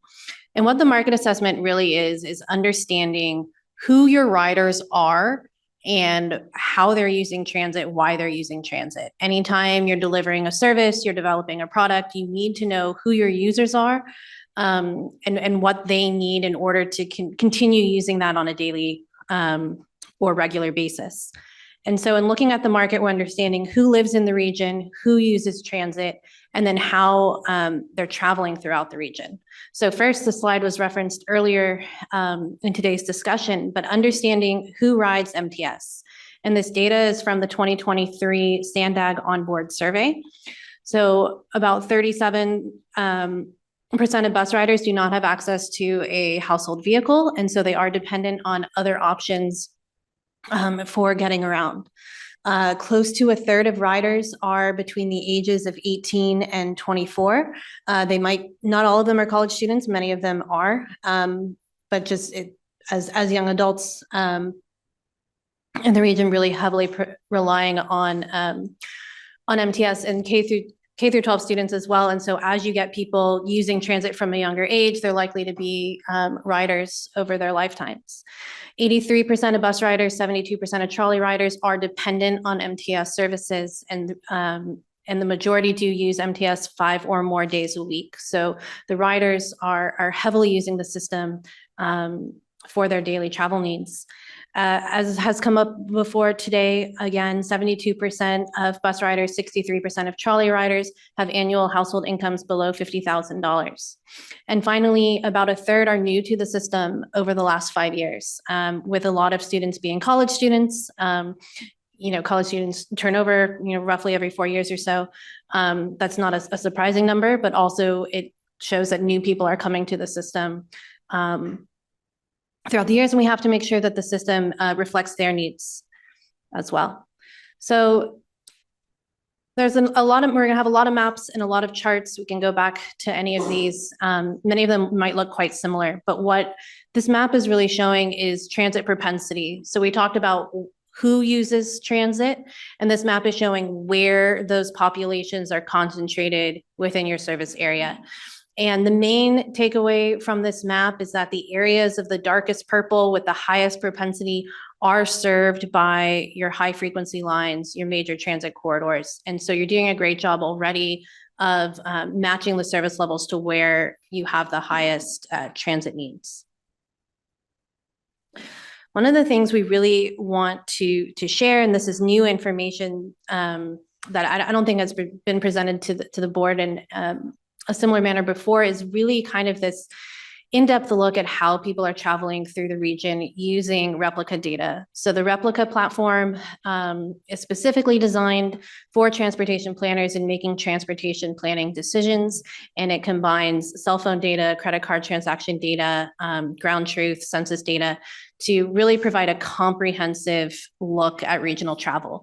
It's a lot more expansive than origin destination surveys and a lot more representative than traditional travel demand modeling. And we're also able to look at pre and post-COVID travel to see how patterns have changed, and also look at travel by geography, time of day, trip purpose, and trip length. So the first thing that we want to look at, what you're looking at right now are all trips happening through the region, fall 2019 in light blue and fall 2024 in dark blue. And these are the trips happening by hour of the day. These are percent of daily trips, so they're not raw volumes, but it's showing you the share of travel happening during that hour. And the key things to note, probably first thing you'll see is that kind of sharp drop in the AM peak between 2019 and 2024, around 6 and 7 a.m. And you'll see that trips have shifted later into the evenings. There's more activity happening after, 4 o'clock in the afternoon, less of an emphasis on the morning peak. And so what we've seen, and we've seen this across the country and other systems as well, is that there's kind of a de-emphasis on that early morning peak travel, and more activity happening later in the day, about 5 years after COVID. And also wanted to note that general trips are up 7% overall from 2019. When we look at weekends, the pattern is similar. You'll see instead of that peak, it's more of like a rounded shape with trips kind of growing throughout the day. But you still do see a little bit of a shift into those later evening hours. And trips on weekends are up 13% overall since 2019. So weekend travel has grown more than weekday travel. All right, now we are looking at raw numbers. This compares weekdays to weekends in 2024 in terms of all trips happening throughout the service area. And so you see that, morning rush hour on on weekdays is much more pronounced than it is on weekends. But what you also see on weekends between the hours of 9 a.m. and 2 p.m. is there's actually more activity happening on weekends, more people traveling than there are on weekdays.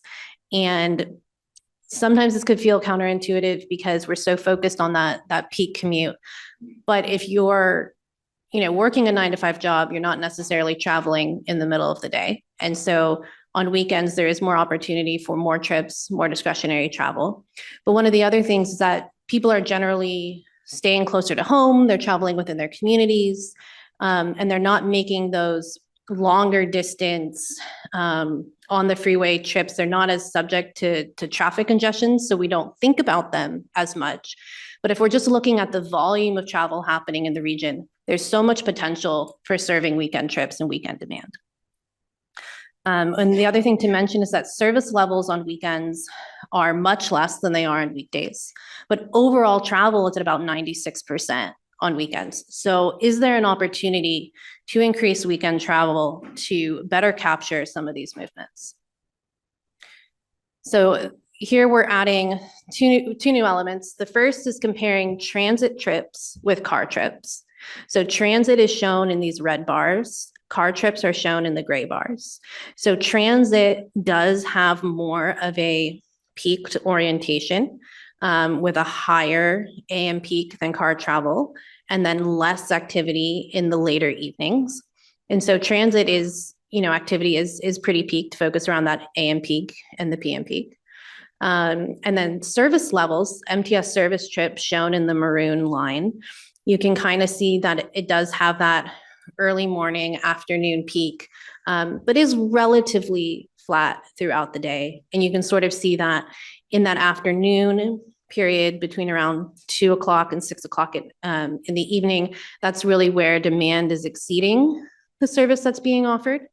And there might be, potential to increase service, provide higher frequencies. And then more transit opportunities between 6 o'clock and 8 o'clock at night, where you see the transit activity kind of mirroring the service levels, but the general car travel is much higher. So looking at how people are traveling and where our opportunities are to increase service, to make service more convenient for more people. And then this is just showing weekends. Weekend service is relatively flat throughout the day, while the rider demand and general travel demand sort of increases throughout the day, kind of lower demand before 11 a.m. and then demand increasing after 11 in the morning.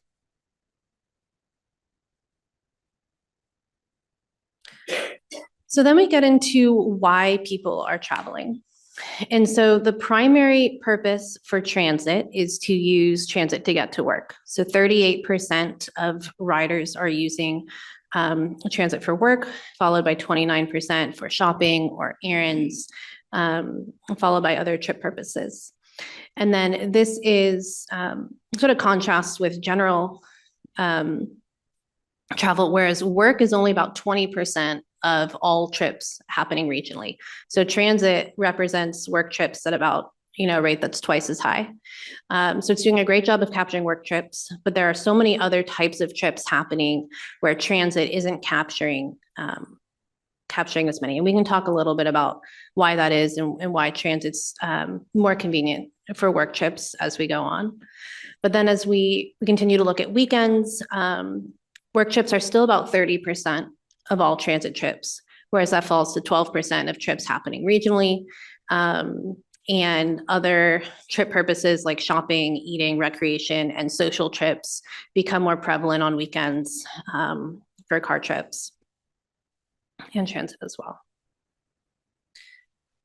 And then one of sort of the last points on how people travel is looking at trip distances.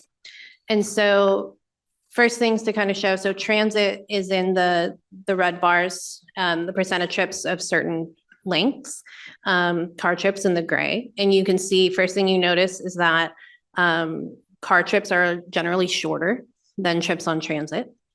Overall, 40% of all trips are less than 4 miles. and 57% of transit trips are less than 8 miles. So when we think about the network and how we're designing service, thinking about how far people travel really has an impact on what we look at in terms of travel times, stop spacing, frequency, and things like that. We know that it's a lot harder for transit to capture shorter trips. What happens is that your wait time becomes longer than your travel time. If you only need to ride 10 minutes on the bus, waiting 30 minutes for that trip becomes a lot more onerous than waiting 30 minutes for a trip that, you know, where you'll be on the bus for 50 minutes or an hour. And so that that ratio and that look between how long you're waiting for the bus versus how long you're going to be on the bus is important to factor in. And we talked about work trips. Work trips are generally the longest trips that people make. They're longer than shopping trips, they're longer than recreation trips. Your job is at a single location most of the time. Whereas when you're shopping, you're doing recreation trips, you have a lot more choice in where you're going for those. You're generally able to stay closer to home, whereas work, you generally have to travel a bit farther. So one of the things we want to look at is if there are so many people traveling shorter distances, how can we orient the network for those closer community circulation trips, for those community-based trips to capture more activity happening in the region. If you think, we'll talk about the Superloop a lot today, but one of the reasons that route's so successful is it's facilitating those shorter distance trips, connecting housing, education, employment, recreation, all on that single shorter distance route. So one of the just kind of final things as we talk about the market conditions and we're looking ahead, thinking about how the region is expected to change between now and 2050. A couple of notable things to us is that population growth projections have slowed. When we were looking at this as part of the transit optimization plan, we're projecting 4.1 million residents in the county by 2050. That projection has been revised down to 3.4 million. So projecting kind of slower population growth, but we are seeing a significant increase in population over the age of 65, a 44% increase, while we're also seeing a projected 10% decrease in the population ages 18 to 24. And so if you remember, roughly 30% of all MTS riders are between the ages of 18 and 24. This population segment is expected to decrease. What implications are changes in demographics going to have on who needs the service and what their needs are? And then finally, Sandag is projecting an 8% increase in housing per acre. So we're talking about more infill development, increased density, which is really great for transit and trying to serve more compact, higher density areas. All right, so we'll switch over to talking through the service evaluation. This is where we're looking at how riders are using the system, which routes they're riding, when they're riding by time of day, and where service performance is the strongest and where there are opportunities for improvement. As we were talking, listening through the earlier discussions, talking a lot about those service efficiencies, looking at opportunities where we can make tweaks and tunes to the service operation to deliver the same service with fewer resources in order to make service more efficient and be able to deliver more with less. So just on average, so this map is showing average weekday boarding by stop. We'll show trolley in a minute. This is just MTS bus. And so the larger the circle, the more boardings there are at that stop or station on a daily basis. So on average, there's about 250,000 boardings on the MTS system a day. About half of that is on bus, the other half on trolley. There was a 7% increase in ridership in the last fiscal year, and MTS is back at 95% of pre-pandemic levels, which surpasses agency peers in post-COVID recovery and is something to be really, really proud of. The bus ridership you'll see is concentrated at trolley stations, transfer centers, and major universities, as well as other key destinations. And then when we look at trolley, you can see the prevalence of the blue line, which we'll get into, but the blue line itself carries about 31% of all system ridership. And then when we put together the two together, you can really see the interaction between the bus and the trolley network. You can see the smaller blue circles on top of the red circles shows those likely bus to rail transfers. And so really, as we're thinking about the system, not just looking at the individual routes, but how they all work together as a network. So this chart's showing average weekday ridership by route. The blue line's up at 78,000, so you'll see the axis goes to 30,000, and so the top of that line is about on the ceiling. Just to give a sense of scale on the blue ridership, blue line's ridership compared to the rest of the system. But the trolley and the top 15 bus routes kind of highlighted in this box account for 75% of the boardings across the entire system. And when you think about people transferring from some of the other routes to these routes, more than 4 out of every 5 riders is using one of these routes. So as we look forward, we want to make sure that these are working incredibly well. They're optimized, they're providing the service levels, the frequencies, the spans that people need to create the backbone of the system. And this, because I know the text is small, shows the top 15 routes and their average daily ridership. We did, for the loop routes, combine the clockwise, counterclockwise directions together. And just to show where these routes are geographically, the dark blue routes and then the trolley lines are kind of that core network, the top 15 by ridership. You can see a lot are focused on downtown, a lot feed into the trolley lines, and a lot are sort of in that center, more urban, denser part of the service area. So we talked about who rides transit. We talked about ridership on route on the routes. But what's also important to look at is who has access to transit. So about 2/3 of the population within the service area is within a half mile of a transit stop. And we've looked at how this breaks down by different demographic group, but then also looked at how that access compares for service that operates every 15 minutes or better. And there's no metric for this. There's no anything above X number is good or bad. What we're trying to set here is a baseline for where you're at today, so that as we develop the improved scenarios, we can make sure that we're maintaining access or hopefully improving access for various groups, especially who are those most reliant on transit. And a couple of things you can see is that, you know, zero vehicle households have the highest rate of transit access at 85%, which is great since these tend to be these households most reliant on the system. Low income households exceed the average as well.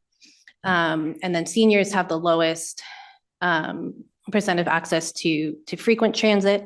And if you remember from the market growth slides, with anticipated increases in senior population, as they age in place, and senior communities tend to be further removed from the center of the network, wanting to kind of understand how to preserve transit access for these populations. And then just showing where that frequency is. So looking at the network, the purple and blue lines will show service that's better than every 15 minutes. And so those numbers shown in the previous slide, this is where those populations are, or the services geographically. Again, really, you know, MTS has a lot of frequent service, and so there is kind of pervasive coverage of frequent service throughout the core of the network, which is always great. Then we move into service performance. So the primary metric we use to measure how a service is performing is passengers carried per revenue hour of service. So it allows us to compare routes of varying lengths, of various frequency levels. And so looking at how many riders we have per hour. Again, trolley here, blue line is the most productive service in the system at 214 boardings per revenue hour. But when looking at bus is averaging at about 20 passengers per revenue hour. And so again, there is no sort of set standard through policy 42. The goal is for these routes to be continuously improving. But as we're looking at the COA and the recommendations, those routes that are performing above average, we're going to look at opportunities. Do these warrant more service? Are there opportunities to strengthen these even more? And then for routes that are lower performing, looking for alternative service delivery options. Is fixed route transit with the schedule the best possible option? But for everything, we're going to be looking at opportunities to improve productivity by looking at the run times, the cycle times, the number of vehicles that are being used to make sure that we're making the best use of all of our resources. And then this map shows kind of geographically segments by various productivity value. We segmented the whole network. So instead of looking at the entire route, broke those routes into smaller segments, understanding that a route's not going to be the same from start to finish, and wanting to understand, if it's carrying 1,000 riders, are those riders spread evenly across the route, or are they sort of concentrated on one part, one key destination? As we talked about those, shorter trip lengths earlier in the presentation, maybe there's a route that's really long, but are people primarily traveling shorter distances on just a portion of that route, or are they using the route in its entirety? So this map shows all of the segments that carry 30 or more passengers an hour. And what you can see is that the strongest performing segments in the network are, in addition to the trolley, mostly feed into trolley stations, or are in central downtown San Diego, or in areas like City Heights that are very urban, walkable, and have a lot of robust transit service. And then if we look at segments with lower performance carrying less than 10 passengers an hour, so sort of spread across the service area, they tend to be a lot of route tails, make a lot of kind of deviations off of main corridors, maybe to serve specific destinations. And so we'll be taking a look at these very closely to sort of understand why they're not carrying more riders, why they're not performing higher. Is that ridership demand, or is that how the resources are being scheduled? And then finally, looking at subsidy per passenger boarding, been talking a lot about cost today. So subsidy is going to be the passenger revenue generated minus the operating expenses divided by passengers. So for each passenger using that route, what's the cost to MTS of providing that service? So routes with higher ridership, lower operating costs are going to have lower subsidies per passenger boarding. And I will point out that the Superloop, it's really hard to see it on this graph, but Superloop's actually profitable. And so there's no subsidy on this route. There's enough ridership generated because in order to offset the operating costs. And so when we're looking at these, our targets to have subsidies below $5 per boarding, and that's achieved on a number of these routes. You can see that these routes also do tend to be the most frequent. So even though frequent routes are more expensive to operate because you have to put more buses out there to provide higher levels of service, you get the return and investment from the ridership that's generated from the higher service levels. And then as we look to the other routes in that sort of that 10 to 25 range, these routes are expensive to operate, but they're cheaper than alternatives like an on-demand service like microtransit, where your average cost per passenger is generally around $60 per boarding. So trying to figure out what the right solution is that's going to be cost effective. And then the rural route subsidies, because those are much longer distance, lower ridership routes are much higher. I'll hand it back to Russ. Thanks, Melissa. I would just point out that we shared a tiny subset of the analysis work that's been done. When the report comes out, there'll be an appendix that'll have an enormous number of charts and other findings. But What we wanted to do was just home in on the key findings, just as a start in terms of establishing what's going to drive what comes out of the COA.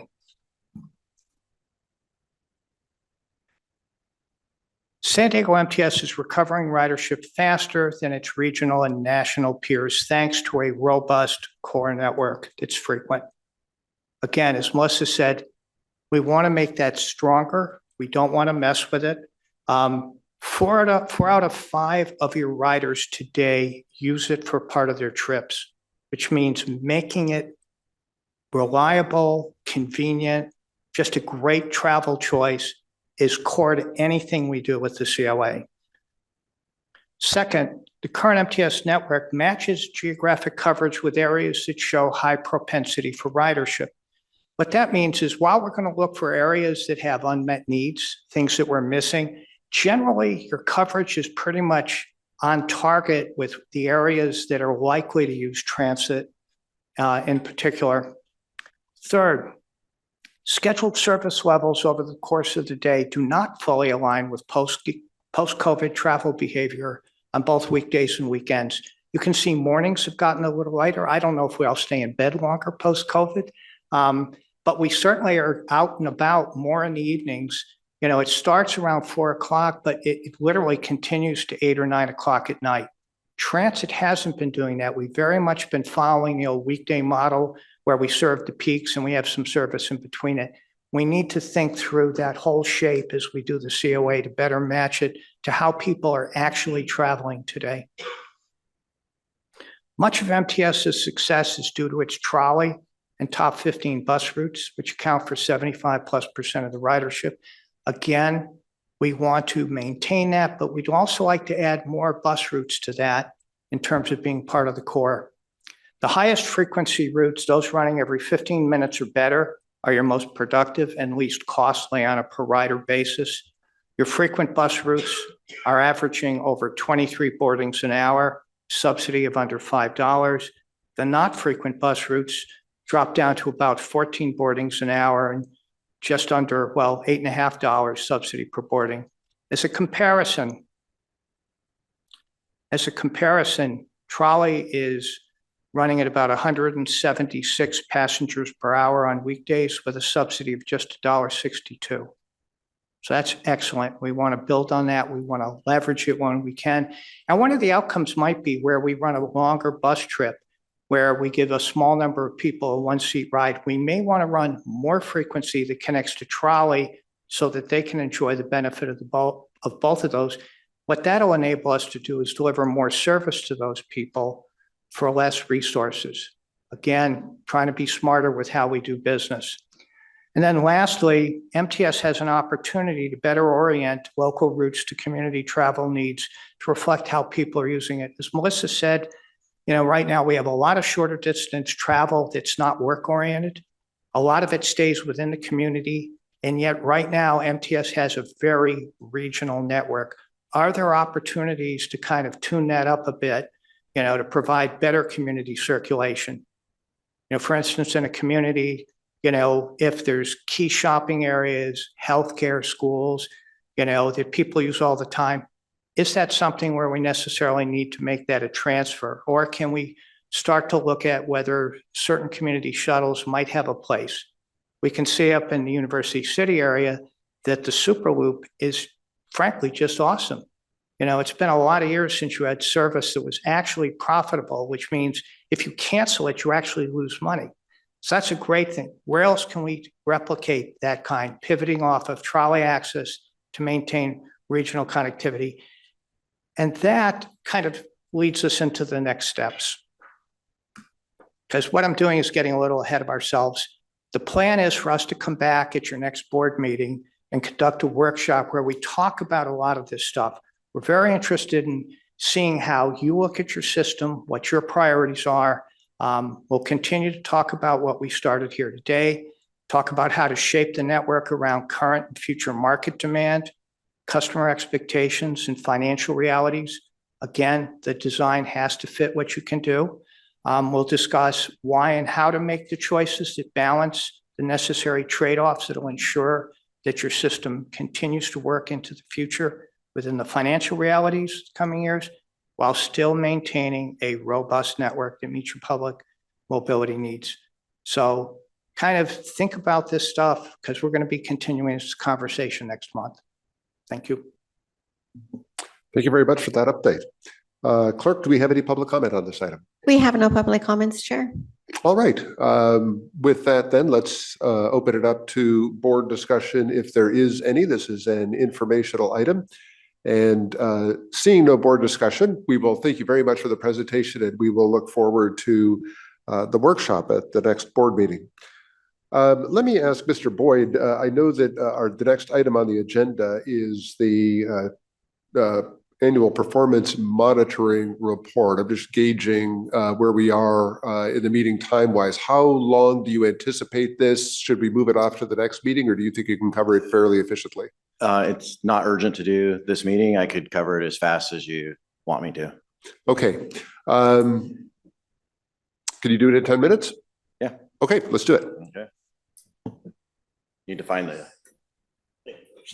Okay. So the annual performance monitoring report is something that we do every quarter and on an annual basis. It is responsive to Board Policy 42, which we talked about a little bit earlier today, and it's our policy that guides our evaluation of transit services and then guides our implementation of any changes that we may have. So it defines a major service change, which is something that has to come back to the board versus something that is not a major change. And it's generally about 25% of any route change. It is the adopted vision for the board: customer focused, competitive, integrated, and sustainable system. And we look at the services by route and then by type of route. So we have the light rail, which is the trolley, demand response, and then we have almost 100 bus routes, which operate very differently. We have circulators, we have express routes, we have rapids, and so on. We look at those differently. It's not fair to compare an express route to a circulator and so on. We evaluate the performance indicators against performance targets that are established, and then we update the board on a quarterly and annual basis. And this is a combined quarterly and annual report. These are all the evaluation criteria that we look at. We're not going to go through all of those today. We're just going to look at the ones that are bolded. We make sure we look at different productivity stats, quality of service. Are we on time? That type of thing. How connected are we? Route headways, frequency, span, that type of thing. And then how much service are we providing and how efficient is that service? We're not going to go through all of these, and you have a lot of detail in your board packets that summarizes it by route and type of service for both Q4 and the annual report. And I think in the interest of time, I'm going to skip through Q4 for the most part, but what to take out of this is really our ridership keeps going up and up. We've seen a 5% ridership increase in Q4, which is overall a little bit less than what we saw in the previous quarters. And Q4 for us is April through June. Overall increase of about 7%. Ridership increase by mode. Bus and rail are both up about 7% year over year. The quarter change year over year has been a little bit less on the bus side than the rail side. So bus is up about 2% compared to Q4 of last year. Rail is up about 9%, but over the course of the year, they're both up about 7%. Paratransit's been up about 10, 11, 12% consistently throughout the year. In terms of distribution by mode, we talked in the previous session about trolley and bus basically being split 50-50. Interesting thing to note here, you also saw in the previous item about the higher percentage of school trips on bus than rail. And what you're seeing here is a higher split between bus and rail, higher split with bus in Q2 and Q3, which is really the core of school season from October through December and then January through March. You see a little bit lower percentage on bus during the summer times and in the beginning of summer and the end of summer, essentially. Passengers per revenue hour, I'm going to skip through this, but generally we're improving passengers per revenue hour and we're really improving on-time performance. Financial metrics, and we'll talk about this again in the annual report, which is coming up right now. But generally, we're reducing the cost per passenger, we're increasing the revenue per passenger slightly, and we're overall decreasing the cost of service to our passengers, which is a great thing all around. Getting into the annual report, we had some major changes in FY25 that would affect some of the numbers if you're comparing year to year.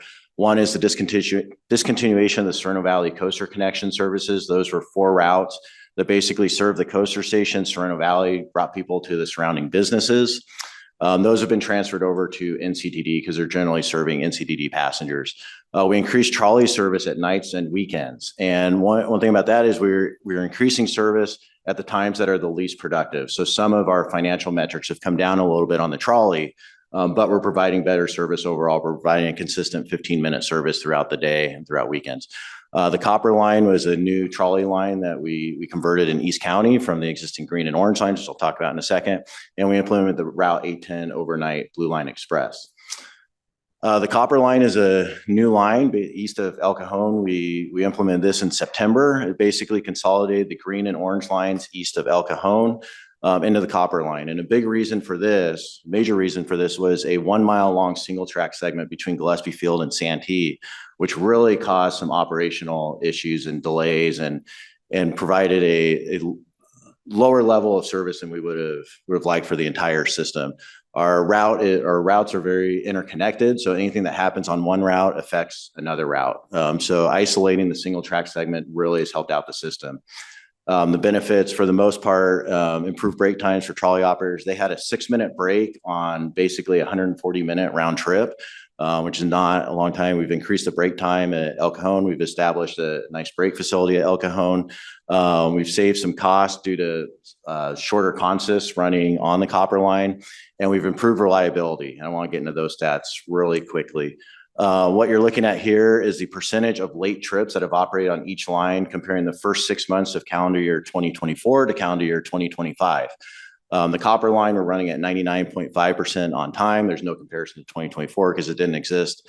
We see the green line, we've reduced late trips by more than half. The orange line has reduced late trips by about 2/3. The blue line, even though it's nowhere near the copper line, as I mentioned before, anything that happens on another line, if the orange line's delayed, that interacts with the blue line, so that might delay the blue line. Same thing with the green and blue line. So anything that helps one of the lines helps all the lines. So you see, even though the blue line wasn't touched by the copper line, we've still seen major improvements. And overall, system-wide, we've reduced late trips by about a half. Another way that we measure service provision is annulled trips, and a annulled trip is a trip that just does not run at all. In the first 6 months of last year, we had 25 annulled trips on the green line and only 2 this year. And on the orange line, about a 60% reduction.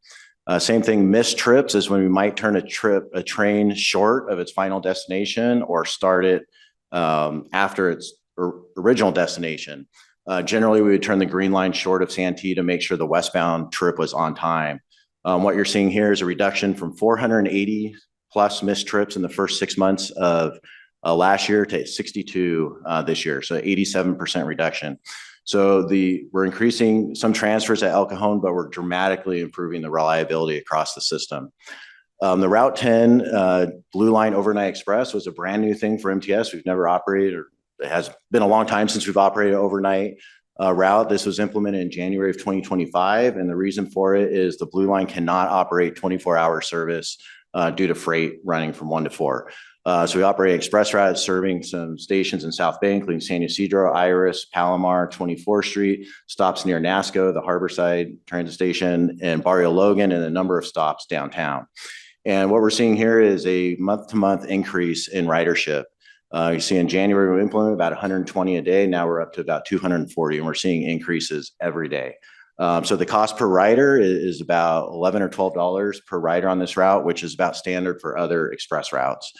So it's doing pretty good. And we're going to come back to the board with more information about that in a couple months. In terms of overall ridership, we're up about 7%, and we are up across all facets of the operation for the most part. The 81 million riders is still about 5% less than pre-COVID, but we're consistently improving year to year. And I want to compare that to the nation. We heard in the previous presentation about how we are recovering faster than other transit agencies throughout the country. This chart here, there's a lot of numbers on it. The first column is the ridership pre-pandemic in FY19. We're at 85 million riders, and these are the top 40 transit agencies in the country. And in FY25, we're at 81 million. So we've lost about 4.8% of our riders. So we're about 95% recovery. There's one agency in this whole list that's above us, and that's New York City Bus. And you look at the change column on the far right, and we're at 5% lower than pre-COVID. You'll see a lot of those numbers are nowhere even near 5%. There's 30% loss, 40% loss, and so on. This is just basically a bar chart showing that table in chart form. You see where we stand compared to the rest of the larger agencies. In terms of ridership ranking, we were number 21 pre-COVID. And in 5 years, transit ridership does not change a lot, typically year to year. But in 5 years, we went up from number 21 to number 13. And you see where we are across the rankings. Most of the agencies that are ahead of us are New York MTA, Chicago, LA, major metropolitan areas. Then you have San Diego above some other major areas above us. And I'll explain that in a second. This is just a chart showing our increase in rank, which is good. We had the highest rank increase of anybody on that list. One other table I want to show is ridership by metro area. So the San Diego County is considered the metropolitan area of San Diego. So it includes the North County Transit District. And that overall metro area is about 3.2 million, which ranks number 18 in the country in terms of metro area population. But our overall ridership is 90 million, which is number 10 in the nation. So in terms of metro area, we're number 18, but our transit ridership is much higher than you'd see across the country. If you look at that last row, which is MTS only, so that's if the MTS service area was our own metro area, we'd be the 28th ranked in population. But we carry about 90% of the transit ridership in San Diego. So we'd be the 28th population rank, still carrying 81 million riders, and then be 10th highest in the country in terms of metro areas. So we're really outperforming the district of our size, the region of our size in terms of transit ridership. So really good trends. Back to some of the stats, passengers per revenue hour, that's really measuring the ridership by the provision of service. We want all these numbers to go up. And for the most part, they have gone up. Trolley has basically remained stagnant, dipped a little bit, and that's because of all this extra service that we added late night and weekends. We're adding more service to less productive times of the day, but it's generally a benefit to the region. Fare box recovery and subsidy per passenger. So these are financial metrics that we track. Originally, the goal is 31.9%. That's kind of a pre-COVID number, and we used to surpass that, and that was much higher than generally what you see across the country. We've now fallen to about 19%, which is still better than most other agencies, which I'll show in a second. And our subsidy per passenger has gone down year over year from 393 to 390. So fare box recovery rate, we want it to go up. Subsidy per passenger, we want it to go down, and that's what we've been seeing. Then we can break it up by bus route category, and a little bit about the discussion that we had earlier today, where the higher frequency routes, better service results in better financial numbers. That's the case that we see here in the performance monitoring report. Really, the higher quality services, we're having a higher fare box recovery rate and a lower subsidy per passenger. So those are good signs. Then I wanted to compare us to the rest of the country, because you see that in a bubble, it doesn't really mean much, but you see how that compares to other agencies like us. We report all kinds of data to the FTA, the Federal Transit Administration. They compile it into the National Transit Database, and we get information about all the different agencies. The most recent data that we have is 2023. We have 2024 pretty soon. But you see how we compare to peer agencies in California that operate bus and light rail. Our subsidy per passenger is much lower than the others, and our fare box recovery rate is much higher than the others. So we're doing more with less, which is good for our riders. So in general, ridership still hasn't totally recovered from COVID, but we're getting there. We'll probably be there over the next year or so, I would guess. We're far surpassing national transit ridership trends, which is a good thing. Improving cost metrics is still a challenge, but we have better efficiencies than otherwise, and it's allowing us to provide more service for our passengers. So again, this is a real brief summary of everything that's in the board packet. There's all kinds of information about stats by route, by service type, and so on. So that concludes the presentation. Any questions or comments? And I wanted to let you know, because this performance monitoring report was an attachment to the electronic, but we put a paper copy for you. It's a lot easier to read than it is on the computer. So. Thank you. A lot of good news in that report. Clerk, do we have any public comment on this item? We have no public comments, Chair. All right. Is there any board discussion on this item? Seeing none, we will thank you again for the presentation. Thank you for your expediency on that. We are going to go ahead and again postpone the grants administration report. We'll thank Ms. Tayon and Ms. Tour for their patience with us as we accommodate that in a future meeting. We do have one closed session item on the agenda. Well, I guess before we get to that, let me just ask if there's any board member or CEO communications. We do have that agenda item. Okay, then clerk, do we have any public comment on the closed session agenda? We do not. Okay. The board's next meeting date is on October 16th at 9 o'clock in the morning. And with that, we will now move into closed session. Reporting out of closed session, agenda item number 31, closed session conference with legal counsel regarding a liability claim, significant exposure to litigation pursuant to Government Code Section 54956.9 D2, tort claim for Leanne Monson. The board heard a report and gave instructions to legal counsel. Meeting has adjourned at 12 o'clock.